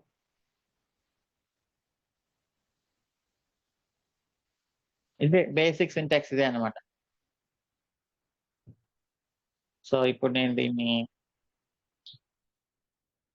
Run చేస్తే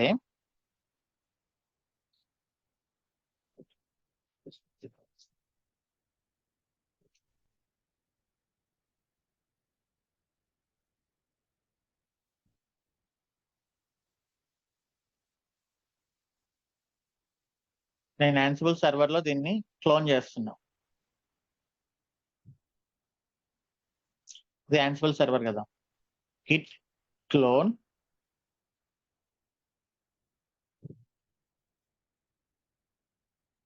కమాండ్ వచ్చేసి యాన్సిబుల్ హైఫన్ ప్లేబుక్.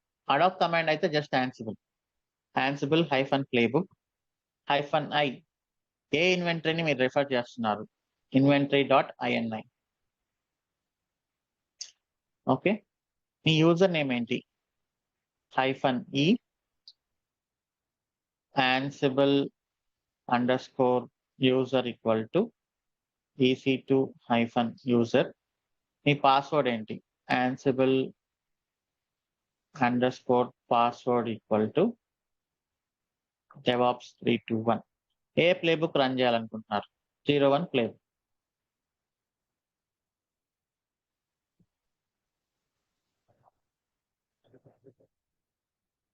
ఇంతే, సింపుల్. సో మనం ఏ సర్వర్నైనా ఎప్పుడైనా ఏ ప్రోటోకాల్ యూస్ చేసి అయినా కనెక్ట్ అవ్వాలన్నప్పుడు మనకు కావాల్సింది ఏంటి? ఐపీ అడ్రస్ ఏంటి, యూజర్ నేమ్ ఏంటి, పాస్వర్డ్ ఏంటి, ఏ ప్రోటోకాల్. ఐపీ అడ్రస్ ఇందులో ఉంది, యూజర్ నేమ్ పాస్వర్డ్ మనం ఏం చేయాలనుకుంటున్నాం ఇందులో ఉంది. ఓకే, పింగ్ ద సర్వర్, మనకు ఓకే రెస్పాన్స్ వచ్చింది. So it means we're able to connect.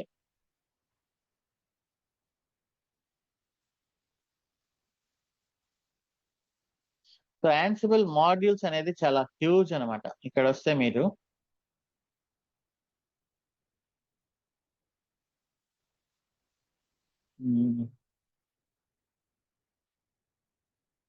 Collections అంటున్నారు, ఇప్పుడు ఇంతకుముందు మాడ్యూల్స్ అనేవాళ్ళు. ఈ కలెక్షన్ ఇండెక్స్ పైన క్లిక్ చేయండి, చూడండి చాలా ఉన్నాయి.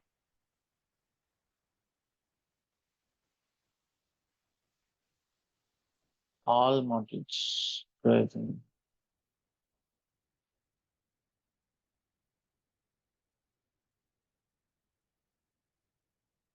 Ansible dot built in. ఇదేంటి అంటే యాన్సిబుల్ బిల్ట్ ఇన్ మాడ్యూల్స్ అనమాట. అంటే యాన్సిబుల్ వాళ్ళు డెవలప్ చేసింది.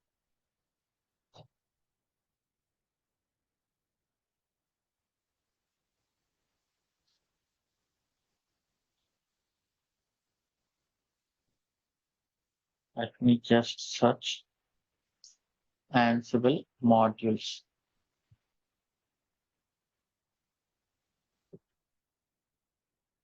All modules ఇవి.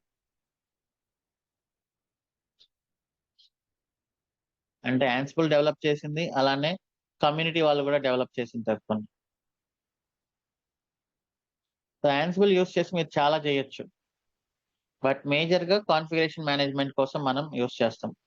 AWSలో EC2 ఇన్స్టెన్సెస్ క్రియేట్ చేయొచ్చు Ansible యూస్ చేసి. అజూర్‌లో క్రియేట్ చేయొచ్చు. It's not only for servers అన్నమాట. ఇంకా చాలా అదర్ సిస్టమ్స్‌ని కూడా మీరు కనెక్ట్ అవ్వచ్చు. టూల్స్‌ని కనెక్ట్ అవ్వచ్చు. విండోస్‌లో యూస్ చేయొచ్చు. విండోస్ సర్వర్స్ కోసము, VMware ఇట్లా చాలా అంటే చాలా ఉన్నాయి.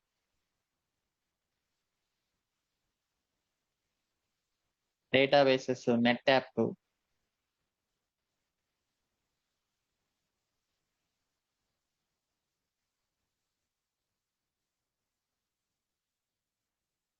బట్ ఇది మేజర్‌గా కాన్ఫిగరేషన్ మేనేజ్మెంట్‌కి యూజ్ చేస్తేనే కరెక్ట్‌గా ఉంటుంది. మిగతా వాటికి యూజ్ చేస్తే కరెక్ట్‌గా ఉండదు.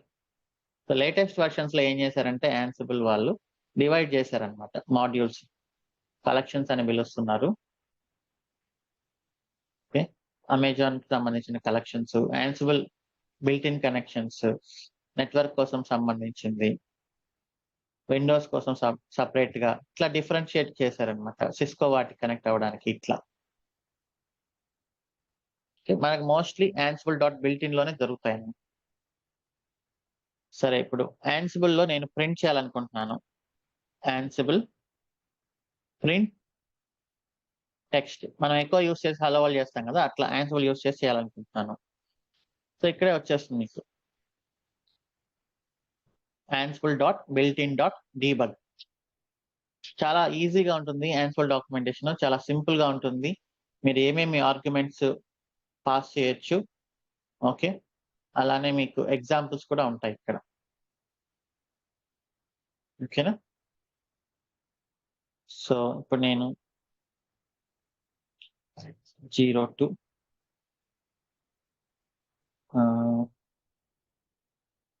హలో వరల్డ్ ఇస్తున్నా.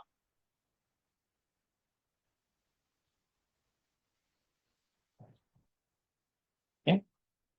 Hello playbook. Same posts, web, list of tasks. So మీరు ఏదైనా ప్రింట్ చేయాలంటే వాళ్ళు ఏం చెప్తున్నారు? Ansible dot built in dot debug. Name ఇవ్వాలి first. Print hello world. Ansible dot built in dot debug. ఇది మాడ్యూల్. ఓకే. Enter tab. మీరేంటి message ఇవ్వచ్చు. ఏం మెసేజ్ ప్రింట్ చేయాలి అనేది. నేను ఇక్కడ మెసేజ్ ఇస్తున్నా. Message hello world. This is like echo hello world లాగా. సో ఇప్పుడు నేను దీన్ని ప్రింట్ చేస్తున్నా.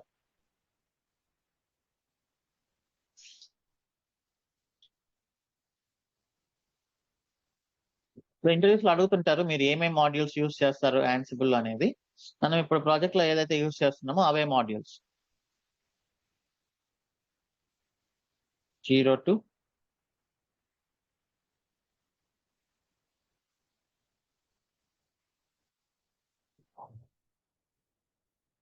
ఓకే. హలో వరల్డ్ అనేది ప్రింట్ అయింది కదా!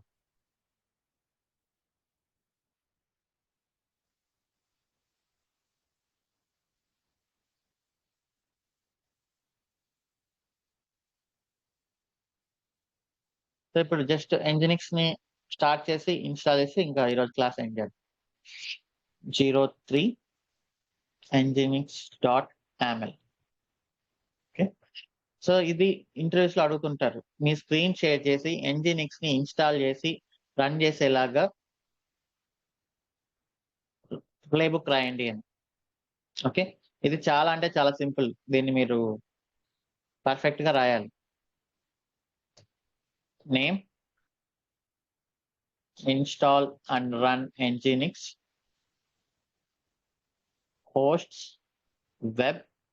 ఇక్కడ నేను రూట్ అని చెప్పాను కదా, దిస్ ఇస్ బికమ్ ఎస్ అనమాట. This is equivalent to -b. Become yes అంటే ఏంటి? సూడో యాక్సెస్ ఇచ్చినట్లు. టాస్క్స్. సో నేను ఫస్ట్ ఏం చేయాలి? ఇన్స్టాల్ చేయాలి కదా. Ansible install package. ఇప్పుడు ఇదేమొచ్చింది? Ansible dot built in dot package అని వచ్చింది. అలానే Ansible ఇన్స్టాల్ ప్యాకేజ్ DNF కూడా ఉంటుంది. ఇప్పుడు నేను ఏది యూజ్ చేస్తే Ansible అనేది హెట్రోజీనియస్ అవుతుంది? ఇది యూజ్ చేస్తే అవుతుందా, ఇది యూజ్ చేస్తే అవుతుందా? ఇది ఉబుంటుకు వర్క్ అవుతుందా DNF అనేది?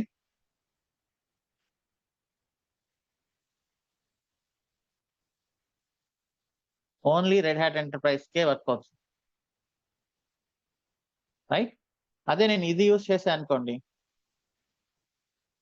Ansible ఏం చేస్తుందంటే మీరు ఏ సర్వర్ కి కనెక్ట్ అవుతున్నారు అనేది అర్థం చేసుకొని దానికి తగిన కమాండ్ ని బ్యాక్గ్రౌండ్ లో రన్ చేస్తుంది.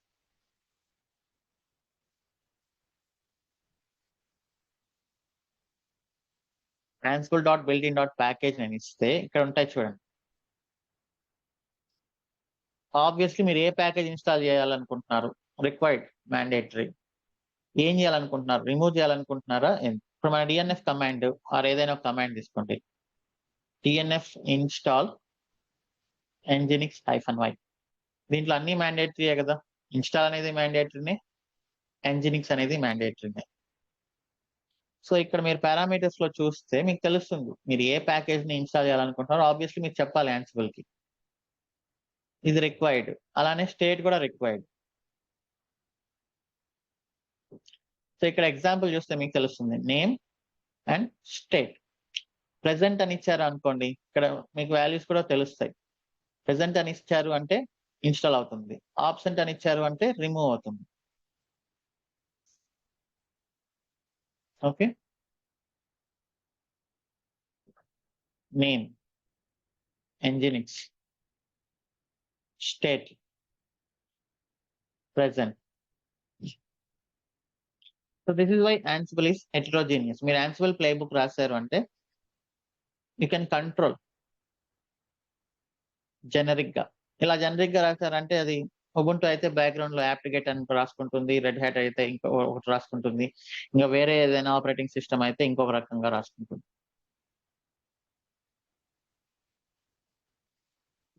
సో ఇప్పుడు నేను దీన్ని స్టార్ట్ చేయాలి. అగైన్ మీరు ఇక్కడ వచ్చి Ansible స్టార్ట్ సర్వీస్ అని ఇచ్చారనుకోండి, ఇక్కడ వస్తుంది Ansible dot built in dot service. systemctl start nginx లాగా ఏ సర్వీస్ ని స్టార్ట్ చేయాలనుకుంటున్నారు? Obviously required. And then state, ఇది కూడా రిక్వైర్డే, బట్ వీళ్ళు ఎందుకో దీన్ని మర్చిపోయినట్టున్నారు ఏంటో మరి.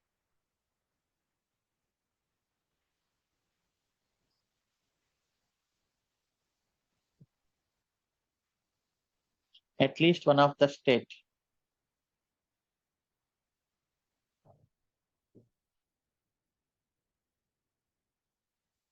So name, state. స్టార్టెడ్ అంటే స్టార్ట్ చేయమని ఇస్తున్నారు మీరు. సో ఇప్పుడు ఈ మాడ్యూల్ నేను కాపీ చేసి ఇంకొకటి hyphen name start the nginx, Ansible dot built in dot service, enter, tab, name, nginx, state, started. Okay. So ఇది డెఫినెట్లీ అడుగుతారు ఇంటర్వ్యూస్ లో, డెఫినెట్లీ అడుగుతారు. ఇది చాలా సింపుల్.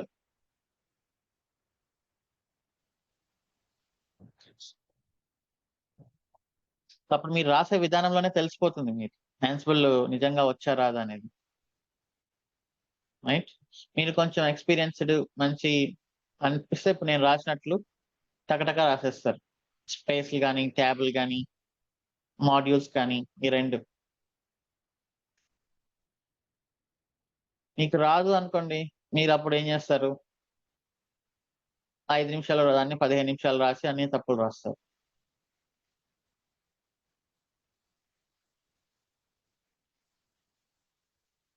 బట్ ఇది చాలా సిల్లీ అన్నమాట.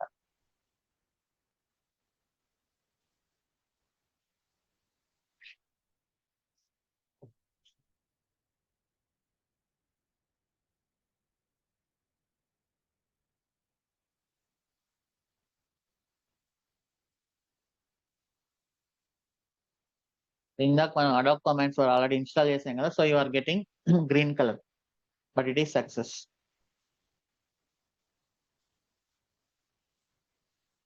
ఎనేబుల్ చేయాలంటే ఇక్కడ ఆప్షన్ ఉందా లేదో చూద్దాం.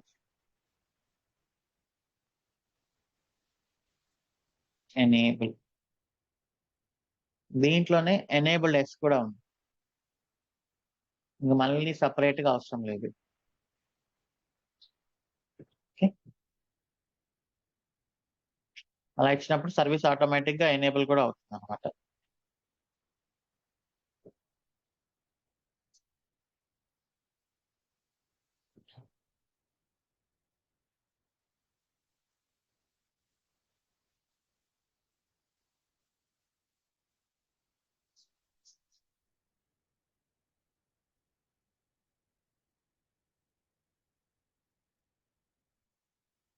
ఓకే, ఇప్పుడు చూడండి ఎనేబుల్డ్ ఎస్ ఇచ్చాం కదా, మనకు ఎల్లో కలర్ వచ్చింది, అంటే something you change it. So ఇక్కడ వరకు మనం స్టాప్ చేద్దాం. So we have some Ansible expert here, Nancharaya. So some person last time. Nani, can you unmute?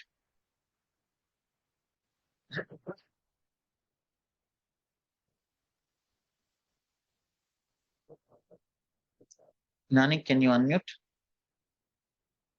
So మీరు చెప్పారు కదా లాస్ట్ టైం మీ ప్రాజెక్ట్ లో లైక్ వర్కింగ్ ఇన్ Ansible అని. Yeah hi Shiva. Yeah hi. So మీరే కదా Ansible work చేస్తున్నా అని చెప్పారు. అవును శివ. హలో శివ వినిపిస్తుంది. యా మీరు Ansible లో ఏమేం చేస్తున్నారు అనేది ఎక్స్ప్లెయిన్ చేస్తారా? బేసిక్ గా ఏంటంటే Ansible ఇప్పుడు మనం వెరీ ఫస్ట్ డే ఉన్నాం. యాక్చువల్లీ నేను లాస్ట్ డే చెప్దాం అనుకున్నాను, అప్పటికి మన వాళ్ళకి కొంత ఐడియా వచ్చింది. ఇప్పుడు జస్ట్ ఒక ఓవర్ వ్యూ ఇవ్వండి, అవన్నీ నేను మిస్ అవ్వకుండా ఎక్స్ప్లెయిన్ చేస్తాను, దాని తర్వాత మీరు ఫైనల్ గా సమ్మరైజ్ చేయొచ్చు. ఓకే,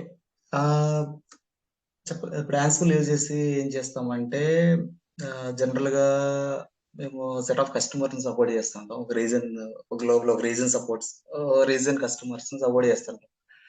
సో మా దగ్గర ఏంటంటే ఒక కస్టమర్ వచ్చేసి depends on business 500 to 1500 servers వరకు అలా ఉంటాయి.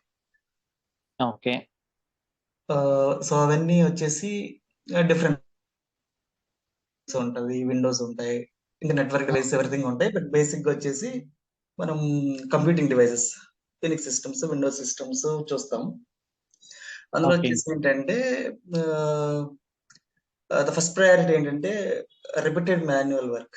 మీరు షెల్ స్క్రిప్టింగ్ చెప్పారు కదా, so same kind of thing. For example ఇప్పుడు ఒక కస్టమర్ ఏ అనే కస్టమర్ ఉన్నారు, వాళ్ళకి ఒక 800 లినక్స్ సిస్టమ్స్ ఉన్నాయి.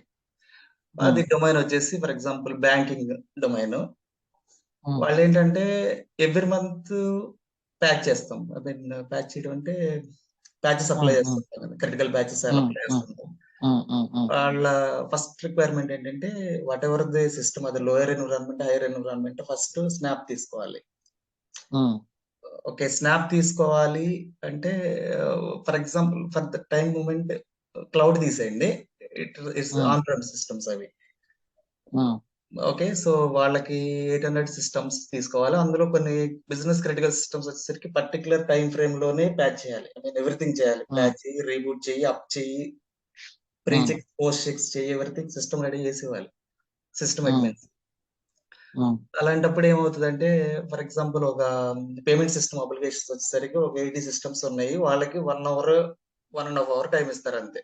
ఆ 1.5 hour లో మీరు ప్రీ చెక్స్ తీసుకోవాలి. అంటే జనరల్ గా ప్రీ చెక్ అంటే మనకి backup kind of thing, configuration backup తీసుకుంటాం. ఉమ్, తర్వాత ప్యాచ్ చేస్తాం. ప్యాచ్ చేసిన ఉమ్, తర్వాత రీబూట్ చేస్తాం. ఐటీ సిస్టమ్స్ రీబూట్ చేసిన తర్వాత మళ్ళీ పోస్ట్ చెక్స్ తీసుకొని ప్రీ చెక్స్ కి పోస్ట్ చెక్స్ కి కంపేర్ చేసుకొని okay, um, system admin point of వ్యూలో సిస్టమ్ రెడీగా ఉంది, ఇంతకు ముందు ఉమ్, కాన్ఫిగరేషన్ అలా ఉంది, చెక్ చేసి కన్ఫర్మ్ చేస్తే rest next team follow next procedure లోకి వెళ్ళిపోతారు వాళ్ళు.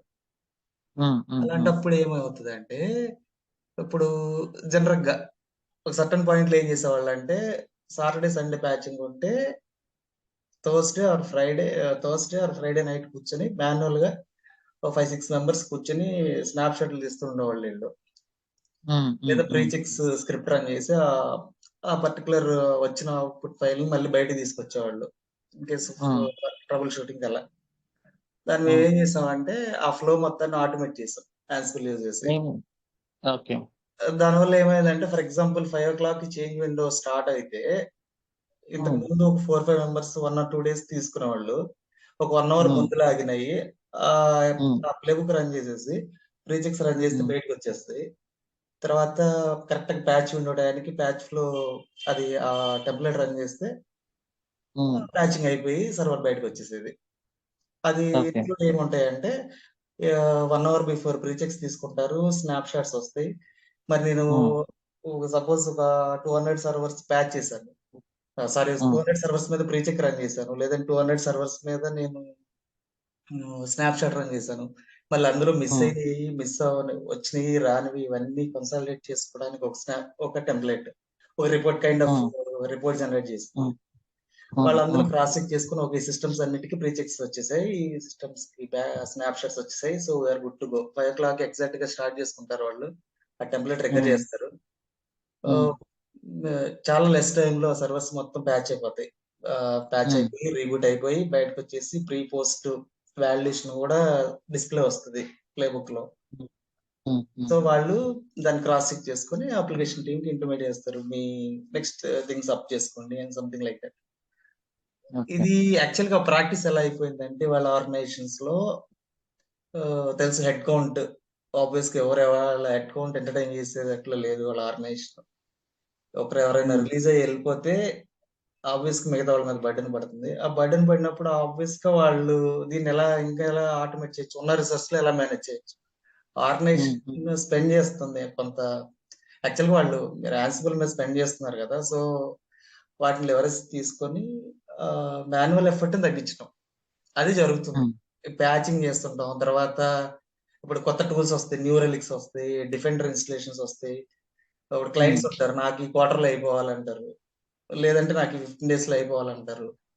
అవన్నీ ఉమ్, మాన్యువల్ గా ఎర్లియర్ డేస్ లో అంటే టీమ్ లో 5 మెంబర్స్ కి తలా ఒక 50 సర్వర్స్ ఇచ్చి మీరు ఏ షిఫ్ట్ లైన్ పని చేయండి, ఇది ఒట్టి బయట రండి అని చెప్పేవాళ్ళు. ఇప్పుడు అలాంటి సిచ్యువేషన్ లేదు. ఉమ్, ఉమ్, ఉమ్. ఈవెన్ క్లయింట్ ఎక్స్పెక్టేషన్స్ కూడా అలాగే ఉన్నాయి.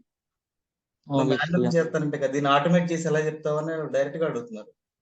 So so yeah, DevOps engineer యొక్క మెయిన్ రెస్పాన్సిబిలిటీ ఆటోమేషన్. ఎక్కడెక్కడ మాన్యువల్ వర్క్స్ జరుగుతున్నాయో వాటన్నిటిని మనం ఇంతకుముందే చెప్పాం కదా, వాటన్నిటిని ఫైండ్ అవుట్ చేసి అది సిఐసిడియా ఆన్సిబుల్ అది ఈవెన్ డెవాప్స్ కూడా కాదు, వేరే ఏదైనా కూడా మీరు డేటాబేస్ లో పనిచేస్తున్నా అది ఇంకెక్కడైనా పనిచేస్తున్నా, టెస్టింగ్ అయినా బ్యాకప్ అయినా ఎక్కడైనా కూడా complete automation. Yeah yeah, please proceed. అంతే శివ. సో యాక్చువల్గా ఇది ఒక టెక్నాలజీ అని కాదు, నేను యూనిక్స్ కాబట్టి యూనిక్స్ వర్క్ చేస్తాను అనేది ఏం లేదు. వెరీ సింపుల్ చెప్పాలంటే ఒక కమాండ్ ని మీరు సర్వర్ లో మాన్యువల్ గా రన్ చేయగలిగే క్యాపబిలిటీ ఉండి దాని అవుట్పుట్ చూడగలిగితే యూ కెన్ ఆటోమేట్ దట్. అది ఎంతటి కాంప్లెక్స్ టాస్క్ అయినా ఆటోమేట్ చేయొచ్చు.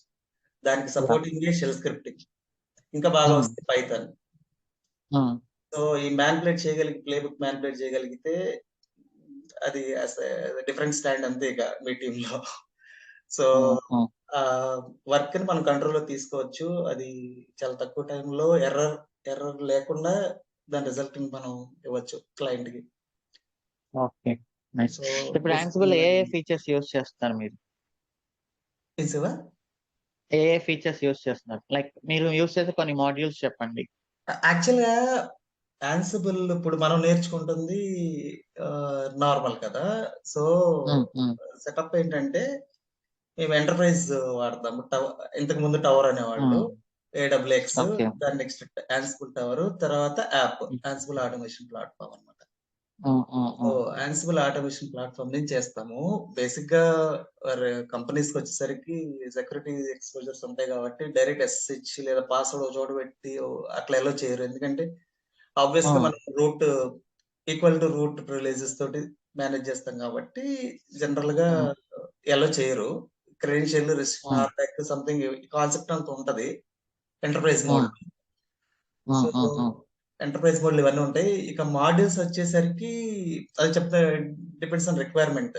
ఇప్పుడు సింపుల్‌గా చెప్పాలంటే మనకి వైలేషన్స్ అంటాం. మీరు చెప్పారు షెల్ స్క్రిప్టింగ్‌లో అదర్స్‌కి రీడ్, రైట్, ఎగ్జిక్యూట్ ప్రివిలేజ్ ఉండకూడదు. ఇప్పుడు ఆ పర్టిక్యులర్ యూజర్‌కి మాత్రమే ఉండాలి. అందరికీ అన్ని ఆ ఫైల్ మీద అదర్ గ్రూప్ వచ్చేసి రైట్, ఎగ్జిక్యూట్ ప్రివిలేజ్ ఉండకూడదు. కానీ పొరపాటున క్రియేట్ చేసినా, ఏదైనా స్క్రిప్ట్ చేసినా అలాంటివన్నీ వైలేషన్స్ ఉంటాయి కదా! అలాంటివి ఇక్కడ లాక్స్‌లో ఉంటాయి. రియల్ టైమ్ ఎన్విరాన్మెంట్‌లో. అవన్నీ ఎవరు కూర్చొని మాన్యుయల్‌గా లేదా షెల్ స్క్రిప్ట్ రాసి ఆ ఫైల్ మొత్తం తీసుకొచ్చేదానికంటే ఈజీగా త్రూ యాన్సిబుల్‌తో ఫిక్స్ చేస్తుంటారు. వాళ్ళు లాక్స్ ఆఫ్ వైలేషన్స్‌ని డేస్‌లో క్లియర్ చేసేస్తుంటారు. ఎవ్రీ మంత్ రిపోర్ట్స్ వస్తుంటాయి. స్కాన్ అవుతుంటాయి సిస్టమ్స్. సో, అలాంటప్పుడు చాలా బాగా యూజ్ అవుతది. వెరీ సింపుల్ చెప్పాలంటే షెల్ మాడ్యూల్స్ యూజ్ చేస్తారు. ఎక్కువ మీకు లైనక్స్‌లో షెల్ కమాండ్స్ వస్తే సగం యాన్సిబుల్ ప్లే బుక్ చాలా లుక్ అండ్ ఫీల్ హ్యాపీగా నాకొచ్చు అనిపించింది. గ్యారంటీ చెప్పగలను నేనది. తర్వాత shell basic commands, copy modules use చేసి ఫైల్స్‌ని తీసుకురావడం, ఎగ్జిక్యూట్ చేయటం, ఎన్విరాన్మెంట్ సెట్ చేసుకోవటం, తర్వాత సోర్స్ డెస్టినేషన్ కాపీ చేసుకోవటం, ఇవన్నీ వచ్చిందేంటంటే రిపోర్టింగ్ కూడా నేర్చుకోవచ్చు ప్లే బుక్‌లో బేసిక్‌గా. తర్వాత వేరియబుల్స్, అవుట్‌లైన్‌లో వేరియబుల్స్ నేర్చుకోవడం. వేరియబుల్స్ చాలా షెల్ అంత కాంప్లికేటెడ్‌గా ఉండదు. చాలా ఈజీగా ఉంటది.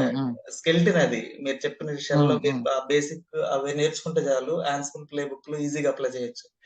ఒక రకంగా చెప్పాలంటే షెల్ నేర్చుకొని తర్వాత యాన్సిబుల్ ప్లే బుక్ నేర్చుకుంటే ఇంకా షెల్ చాలా ఈజీగా అనిపించింది. అండ్ యాన్సిబుల్ ఇంకా అంతకంటే ఈజీగా ఉంటది.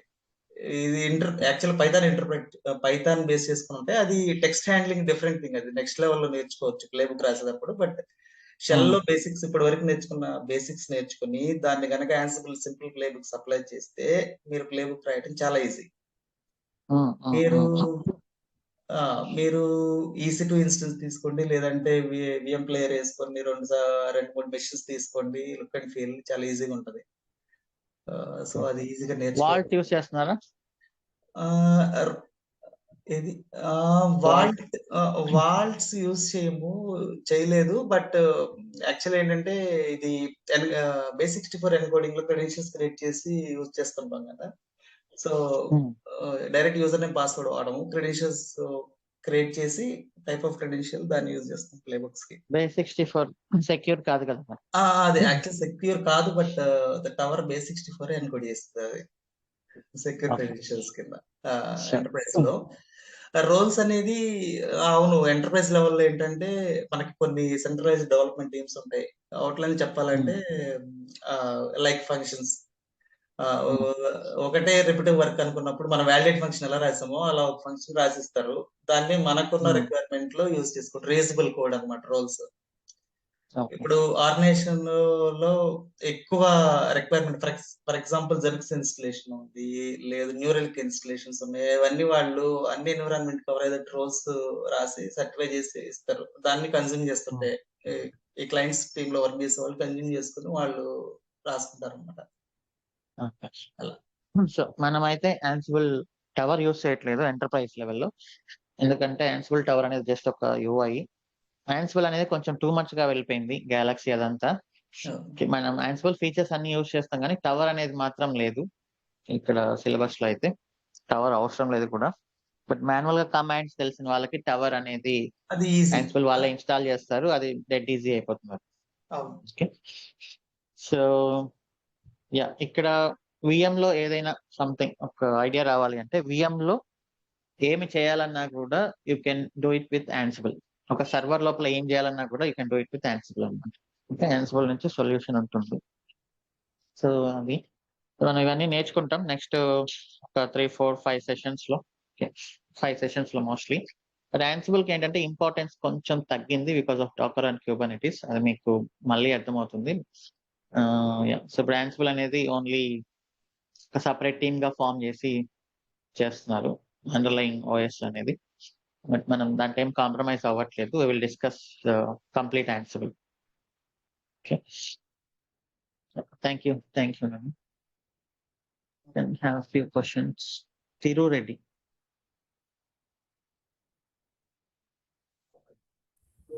హలో సార్, మనం యాక్చువల్గా ఇప్పుడు యాన్సిబుల్ ఇన్స్టాల్ చేసాం కదా, ఓన్లీ మాస్టర్ నోట్స్ ఒకటి దాంట్లో చేస్తే సరిపోతుందా, మామూలుగా వర్కర్ నోట్లో కూడా చేయాలన్నా యాన్సిబుల్ ఇన్స్టాలేషన్?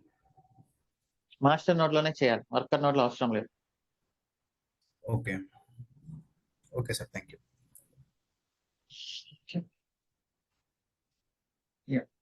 సతీష్ లంక. హాయ్ శివ గారు. హాయ్. ఎస్ఎస్ఎల్ టెర్మినేషన్ గురించి కొంచెం చెప్తారండి, ఇంటర్వ్యూలు బాగా అడుగుతున్నారు. ఏంటది ఎస్ఎస్ఎల్ టెర్మినేషన్? అది ప్రాసెస్, అది ఎలా ఇన్స్టాల్ చేస్తారు అది ఇది అడుగుతున్నారు అన్నమాట. ఎస్ఎస్ఎల్ టెర్మినేషన్ అనేది ప్రాసెస్ కాదు, అది దట్ అదే ఈస్ హెచ్టిటిపిఎస్. చూశాను, కాకపోతే అది ఎస్ఎస్ఎల్ అన్నది ఆ టెర్మినేషన్ అవన్నీ ఎలా వర్క్ అవుతుంది అది ఇక్కడ కాదు, అది హెచ్టిటిపిఎస్ వచ్చినప్పుడు మనం okay okay we will understand. మీకు కావాలంటే లింక్డ్ఇన్ లో దానిపైన ఆర్టికల్ కూడా రాస్తుంది, చాలా హ్యూజ్ అది. You can refer complete HTTPS అసలు ఎలా వర్క్ అవుతుంది బ్యాక్గ్రౌండ్ లో, మీరు సర్టిఫికేట్ అనేది ఎలా క్రియేట్ చేయాలి, ఓకే సో అదంతా అక్కడ ఉంది చూడండి. Okay. Vishnupriya. Good morning Shiva గారు.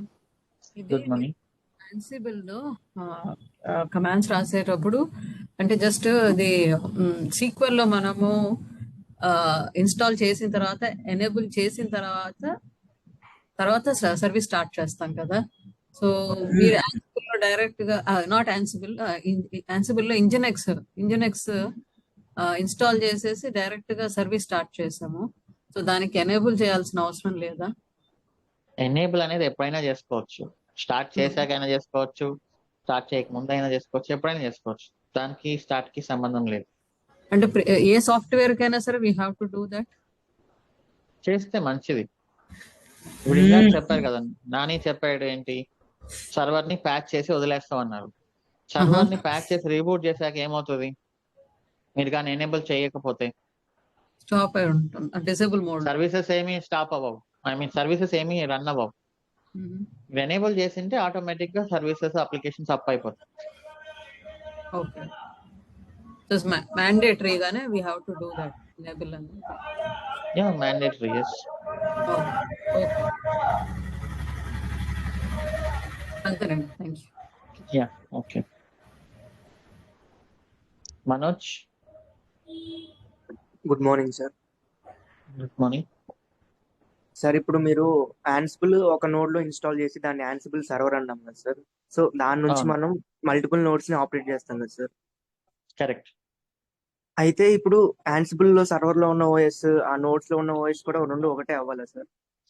నో నీడ్, డిఫరెంట్ అవ్వచ్చు. ఇప్పుడు సార్, అప్పుడు మనం మన లోకల్ సిస్టమ్ విండోస్ కదా సార్, దాంట్లో కమాండ్ ప్రాంప్ట్ లో SSH ఎనేబుల్ అయి ఉంటే మనం ఏ లైనక్స్ సర్వర్ కైనా SSH చేయొచ్చు కదా సార్, వితౌట్ మొబైల్ ఎక్స్ట్రీమ్.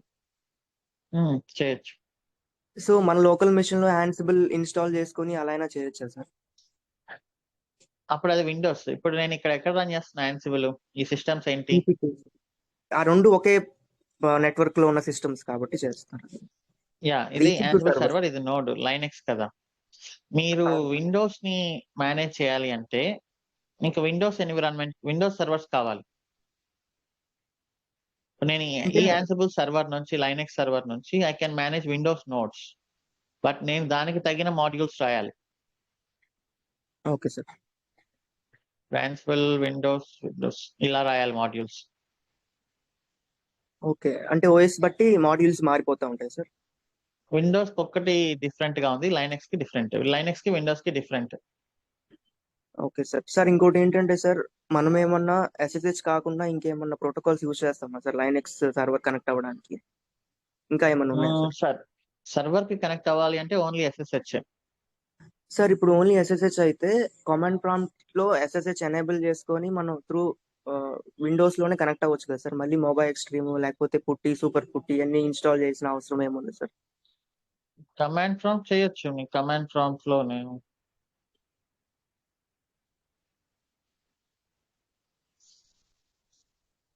చేయొచ్చు. అంటే అవి ఇన్స్టాల్ చేయడం వల్ల ఇంకేమన్నా ఎక్స్ట్రా ఫీచర్స్ ఉన్నాయా అని తెలియక అడుగుతున్నాను సార్. ఎక్స్ట్రా ఫీచర్స్ ఏం లేదు. ఇంతకు ముందు కమాండ్ ప్రాంప్ట్ ఇలా ఉండేది కాదు. Yes sir, multiple tabs open చేసుకునే వాళ్ళం కదా. కాదు. సో అలా అలవాటైంది నాకు, అందుకని నేను ఇలా చెప్పాను. నువ్వు కమాండ్ ప్రాంప్ట్ లో అయినా చేయొచ్చు, నో ప్రాబ్లం. సార్ ఇంకోటి ఏంటంటే సార్, రీసెంట్ గా AWS ఇన్స్టెన్స్ ని మనం సెక్యూరిటీ గ్రూప్స్ లో ఎలో ఆల్ పెట్టినప్పుడు డైరెక్ట్ గా క్రోమ్ లోనే మనం IP అడ్రస్ ద్వారా కనెక్ట్ అవ్వచ్చు అని నేను చదివాను సార్ ఒక చోట. వెబ్ బేస్డ్ కనెక్షన్ అన్నారు కదా. సో అప్పుడు మనం త్రూ కమాండ్ ప్రాంప్ట్ లో SSH ఎనేబుల్ అవ్వకపోయినా అలా కూడా చేయొచ్చు కదా సార్. దానికి కొన్ని సెట్టింగ్స్ ఉంటాయి, ఓకే సార్, అవి వేరే. బట్ అలా వద్దు, దిస్ ఇస్ ద వన్. అలాగే thank you sir. Third Ganga Sriram. Before that one thing Shiva, Yeah. Actual గా ఏంటంటే విండోస్ నేటివ్ లో మీరు కంట్రోల్ ప్లేన్ ఇన్స్టాల్ చేయలేరు. ఎవరికి చేయలేము మనం. బేసిక్ EXE ఉండదు. ఫర్ ఎగ్జాంపుల్ మీరు ప్రాక్టీస్ చేసుకోవాలి ల్యాప్టాప్ నుంచి అంటే ఇదర్ WSL ఆర్ VM తీసుకొని ప్రాక్టీస్ చేసుకోవటమే. EXE Ansible.exe ఉండదు డైరెక్ట్ విండోస్ నేటివ్ లో. ఈవెన్ రియల్ టైమ్ లో కూడా విండోస్ సిస్టమ్స్ లో కంట్రోల్ ప్లేన్ ఇన్స్టాల్ చేయరు. కంట్రోల్ ప్లేన్ అంటే ఇట్స్ లైక్ Ansible సర్వర్ మన క్లాస్ లో. ఓకే, అది విండోస్ నేటివిటీ కోడ్ ఉండదు. సో అది మీరు ల్యాప్టాప్ చేసుకోవాలంటే ఇది WSL నుంచి చేసుకోండి, లేదంటే VM ప్లేయర్ అండ్ VMs అంతే. వద్దు అదంతా టూ మచ్ కాంప్లికేటెడ్. డిస్కస్ ఎవరైనా చేస్తే ఇంకా వాళ్ళు కన్ఫ్యూజ్ అవుతారు. పిల్లలు నేర్చుకునే వాళ్ళు ఉంటే otherwise EC2 direct okay. But EC2 లో తీసుకున్నా కూడా విండోస్ తీసుకుని Ansible ఇన్స్టాల్ చేస్తానంటే అది వర్కౌట్ అవ్వదు. లేదు, యాక్చువల్ ఆ కోడే లేదు. Ansible సర్వర్ ఉంటుంది, మీరు Ansible సర్వర్ ద్వారా విండోస్ నోట్స్ ని కనెక్ట్ అవ్వచ్చు. విండోస్ నోట్స్ ని విన్నారం అనే ప్రాసెస్ బేస్ చేసుకుని డిఫరెంట్ పోర్ట్ తోటి కాన్ఫిగర్ చేసుకుంటారు. విండోస్ ఎండ్ పాయింట్స్ ని, లినక్స్ ఎండ్ పాయింట్స్ ని SSH22 తో కాన్ఫిగర్ చేస్తారు. దట్స్ నాట్ SSH కాబట్టి లైనక్స్ నోట్స్ కి మాత్రమే SSH and port number 22. Windows notes యొక్క ప్రోటోకాల్ డిఫరెంట్. అది జనరల్ గా రిమోట్ RTP ఏదో అంటారు. బట్ విండోస్ అనేది మనకు కంప్లీట్లీ విన్నారం బేస్ చేసుకుని విన్నారం అనే protocol RTP no. Okay, but Windows అనేది completely out of our subject. అది చాలా రేర్. విండోస్ అనేది డెవాప్స్ ఇంజనీర్స్ కు విండోస్ పైన వర్క్ చేయడం అనేది ఆల్మోస్ట్ వెరీ రేర్. సో మనం విండోస్ పైన అసలు చేయట్లేదు. Everything is Linux for us. Okay, Windows గురించి ఎవరు ఆలోచించవద్దు, but you can do it. Okay, hi Sho గారు.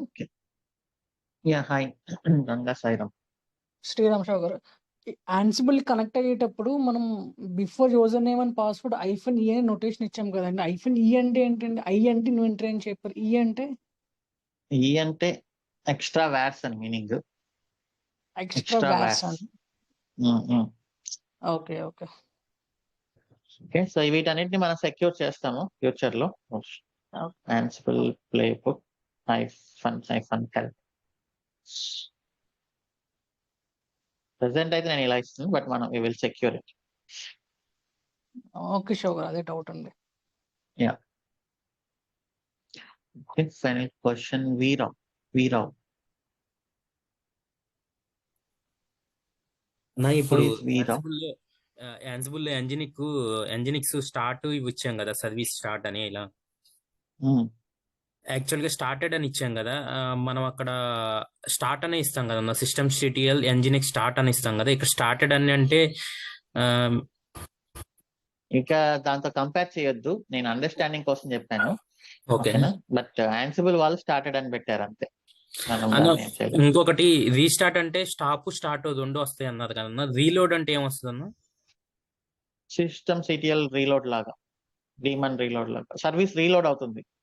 ఓకే, అంటే స్టాప్ అవ్వకుండానే జస్ట్ రీలోడ్ అవుతుంది అంతే అన్న? అంతే, డౌన్ టైం లేకుండా రీలోడ్ అవుతుంది.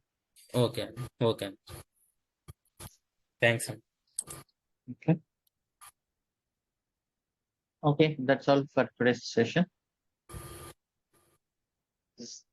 So Ansible install చేయండి, ప్రాక్టీస్ చేయండి. See you tomorrow. Bye bye.